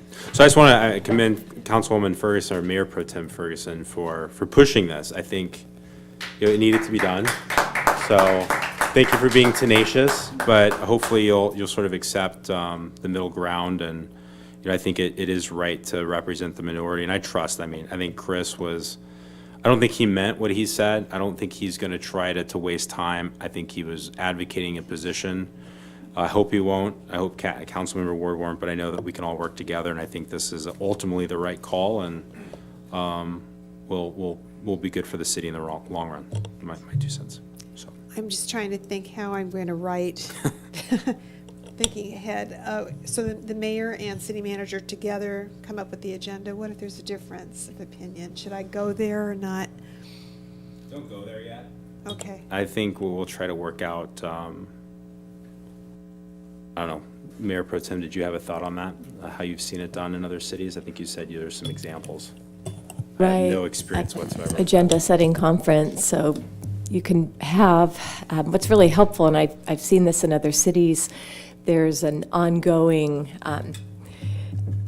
tentative agenda that staff can add to, as long as they submit it to the city clerk's office, and there's a standing. So it might be like at this point in time, it might be 3 more months out, but it's a tentative, right? So anyone in the city staff can access it. So they're putting in items that might be coming up at any given time, like in the near future, right? So it kind of gives a gauge of what could be coming that could be discussed for the agenda. So that's helpful, right, in terms of timing. Now, any other kind of items would come from the council based on the 2 votes, right? So those would be automatic. And then special presentations would come as they come. So I think it just kind of works organically that way. But mechanically, this tentative type agenda, I think, helps guide those agenda conferences. Yeah. So I think that's a good point. I think with the 2 council member, something that's going to want to be on the agenda, and if there's a disconnect between, say, me or whoever the mayor is in the future and the city manager, the mayor could come back and bring it to the council and say, there's a disconnect, do you guys want this on the agenda? I think that's the way that could be resolved. If the mayor and the city manager are repeatedly at loggerheads on the conference, we have bigger issues. Well, if Mr. Dunek agrees with me, then you guys fire me and keep what he has to say, so. All right, so I think we've reached consensus here, so do you want to try? Oh, Mayor, can I just, one other point of clarification. We were looking at 4.5.4. That had 3 members of the council proposing the agenda item at a meeting. And I assume that you mean that it would work the same way here, except that 2 would do it in the meeting, not outside the meeting. You see what I'm saying? That they would that discussion would occur here. The staff report and analysis would be ordered here as opposed to offline. I think that's what you meant. It would work the same way, except it'd take a consensus of 2, not 3. I meant what Mayor Pro Tem Ferguson meant, so if that's what she meant, then perfect. Does that work? Okay. Okay. Okay, so council members? Would you like to do the honors? Of reading this motion? Laura, I don't want to interrupt. Can I just give you actual text, and then we'll know if you're going with the consensus? Okay, so to section 4.5.1, is this okay, Joanne? The second line would say pursuant to section 4.5.4 of this policy. It would be the same until it says the city manager and mayor in conference shall be responsible for return items. So it would work just like that. I think that's what you meant. And then 4.5.4 would say 2 members of the city council may propose at a council meeting that an item be agendized for future council discussion, consideration, action. Then the comma will, let's see,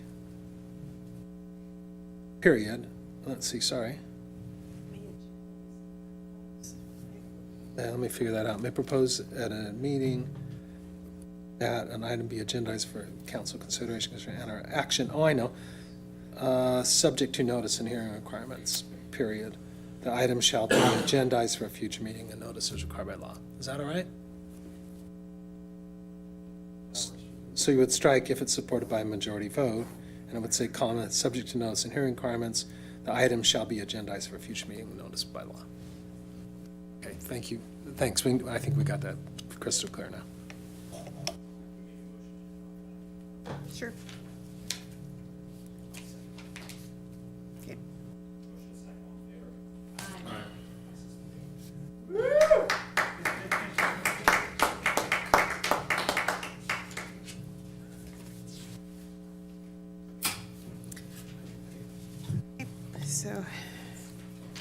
council members.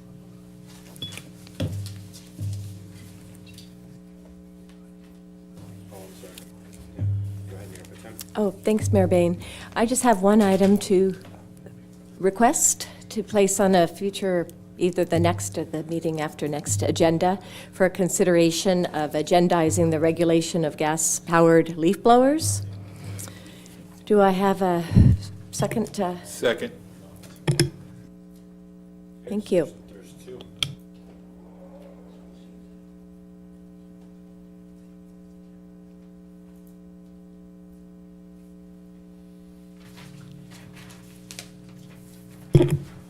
So I have one item, just really quickly. So on January 17th, the city received a letter. I don't know if everyone got this or not, but it was from Mayor Christina Shea in Irvine, inviting us to sort of consult with them or join them in exploratory discussions regarding community choice energy. And I was wanting to direct staff to accept that invitation to reach out to them and respond by February 3rd to talk to them about joining up for community choice energy, and see if I had a second to support that. I'm happy to second that. Okay. So I have the letter here. I'll just give this to Eric if anybody wants to see it.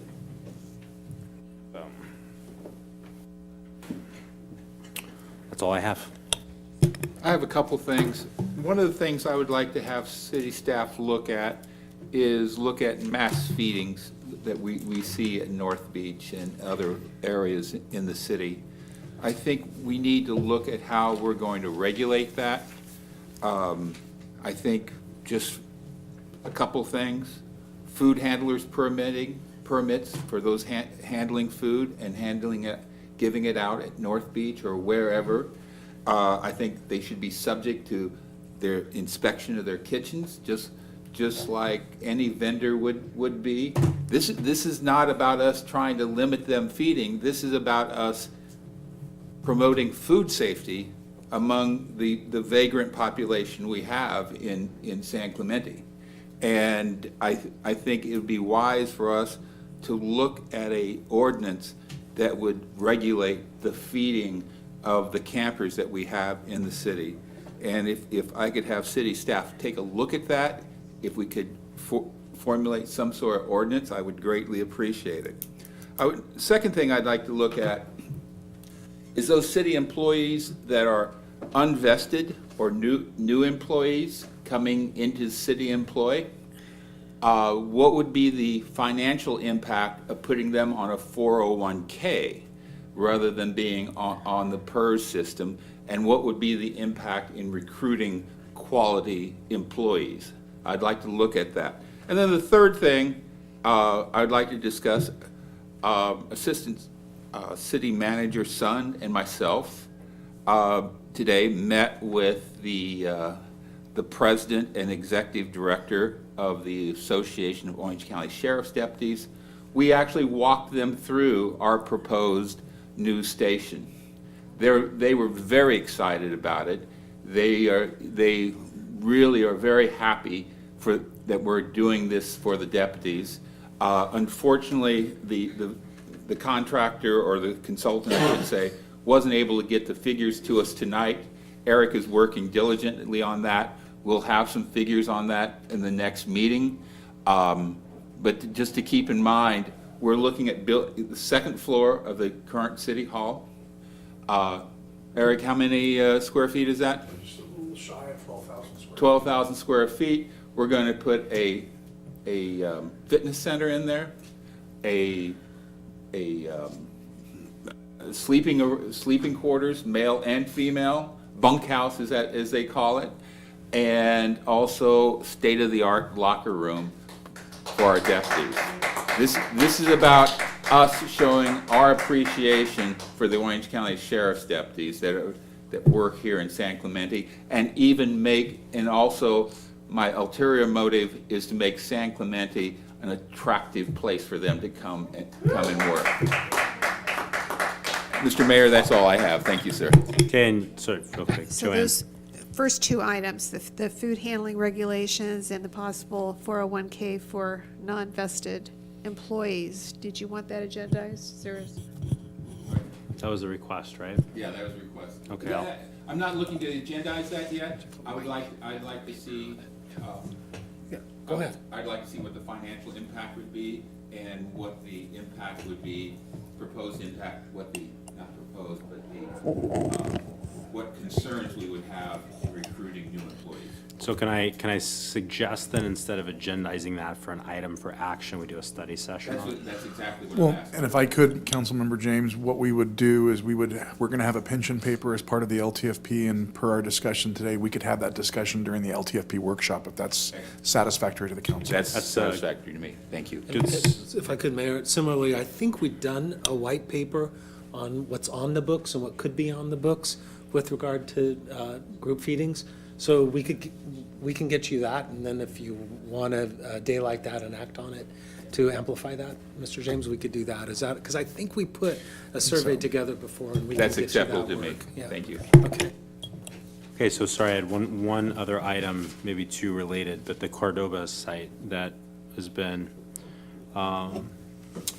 I'm sure that code enforcement is looking into that, and I don't want to take any premature sort of adjudicatory actions, but I would like to have that brought up to us to take a look at the appropriate time, and if the need arises. And I'm looking at you, Scott, to make sure I don't get out over my skis too far. No, you're not. I just should report that in a meeting with all affected departments earlier today, the process for bringing that forward for immediate consideration of revocation of the permit was I think discussed. due haste would be the appropriate terminology. Yeah, if it so. will, yeah, it might need a special meeting if haste can be that due. But we're on that, and staff, I think it already blocked out that. So I'm notice. hoping also as part of that, that can be a learning experience for the city in terms of what we need to do with our ordinance to correct and give our sheriffs and our code compliance the ability to immediately go into those types of locations if there's an issue. And I think part of that could be writing into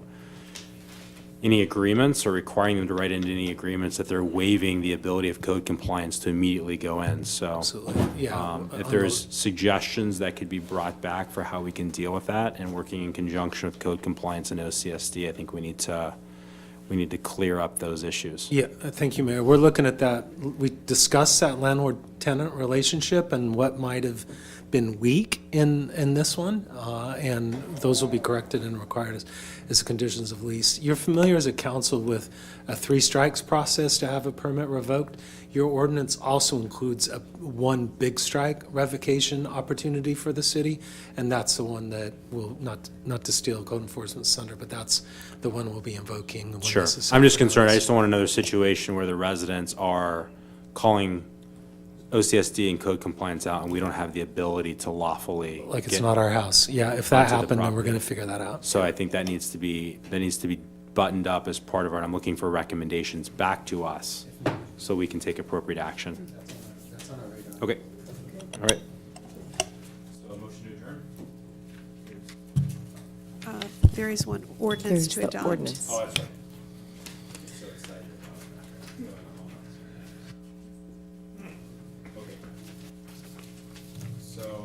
Going to ordinance number 1689, I'll make the motion to adopt ordinance number 1689 entitled An Ordinance of the City Council of the City of San Clemente, California, amending Chapter 8.86 of the San Clemente Municipal Code relating to public camping in its entirety, repealing ordinances numbers 1673, 1674, and 1675, and finding the ordinance exempt from the California Environmental Quality Act.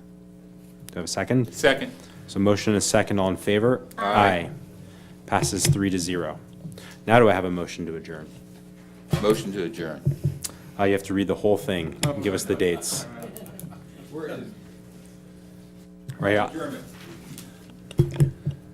Motion to adjourn. The next regular council meeting will be held on February 4th, 2020 in the council chambers located at 100 Avenida Presidio, San Clemente, California. Closed session items will be considered at 5 p.m. and the regular business meeting will take place at 6 p.m. Okay, I'll second that. All in favor? Aye. Good night, everyone.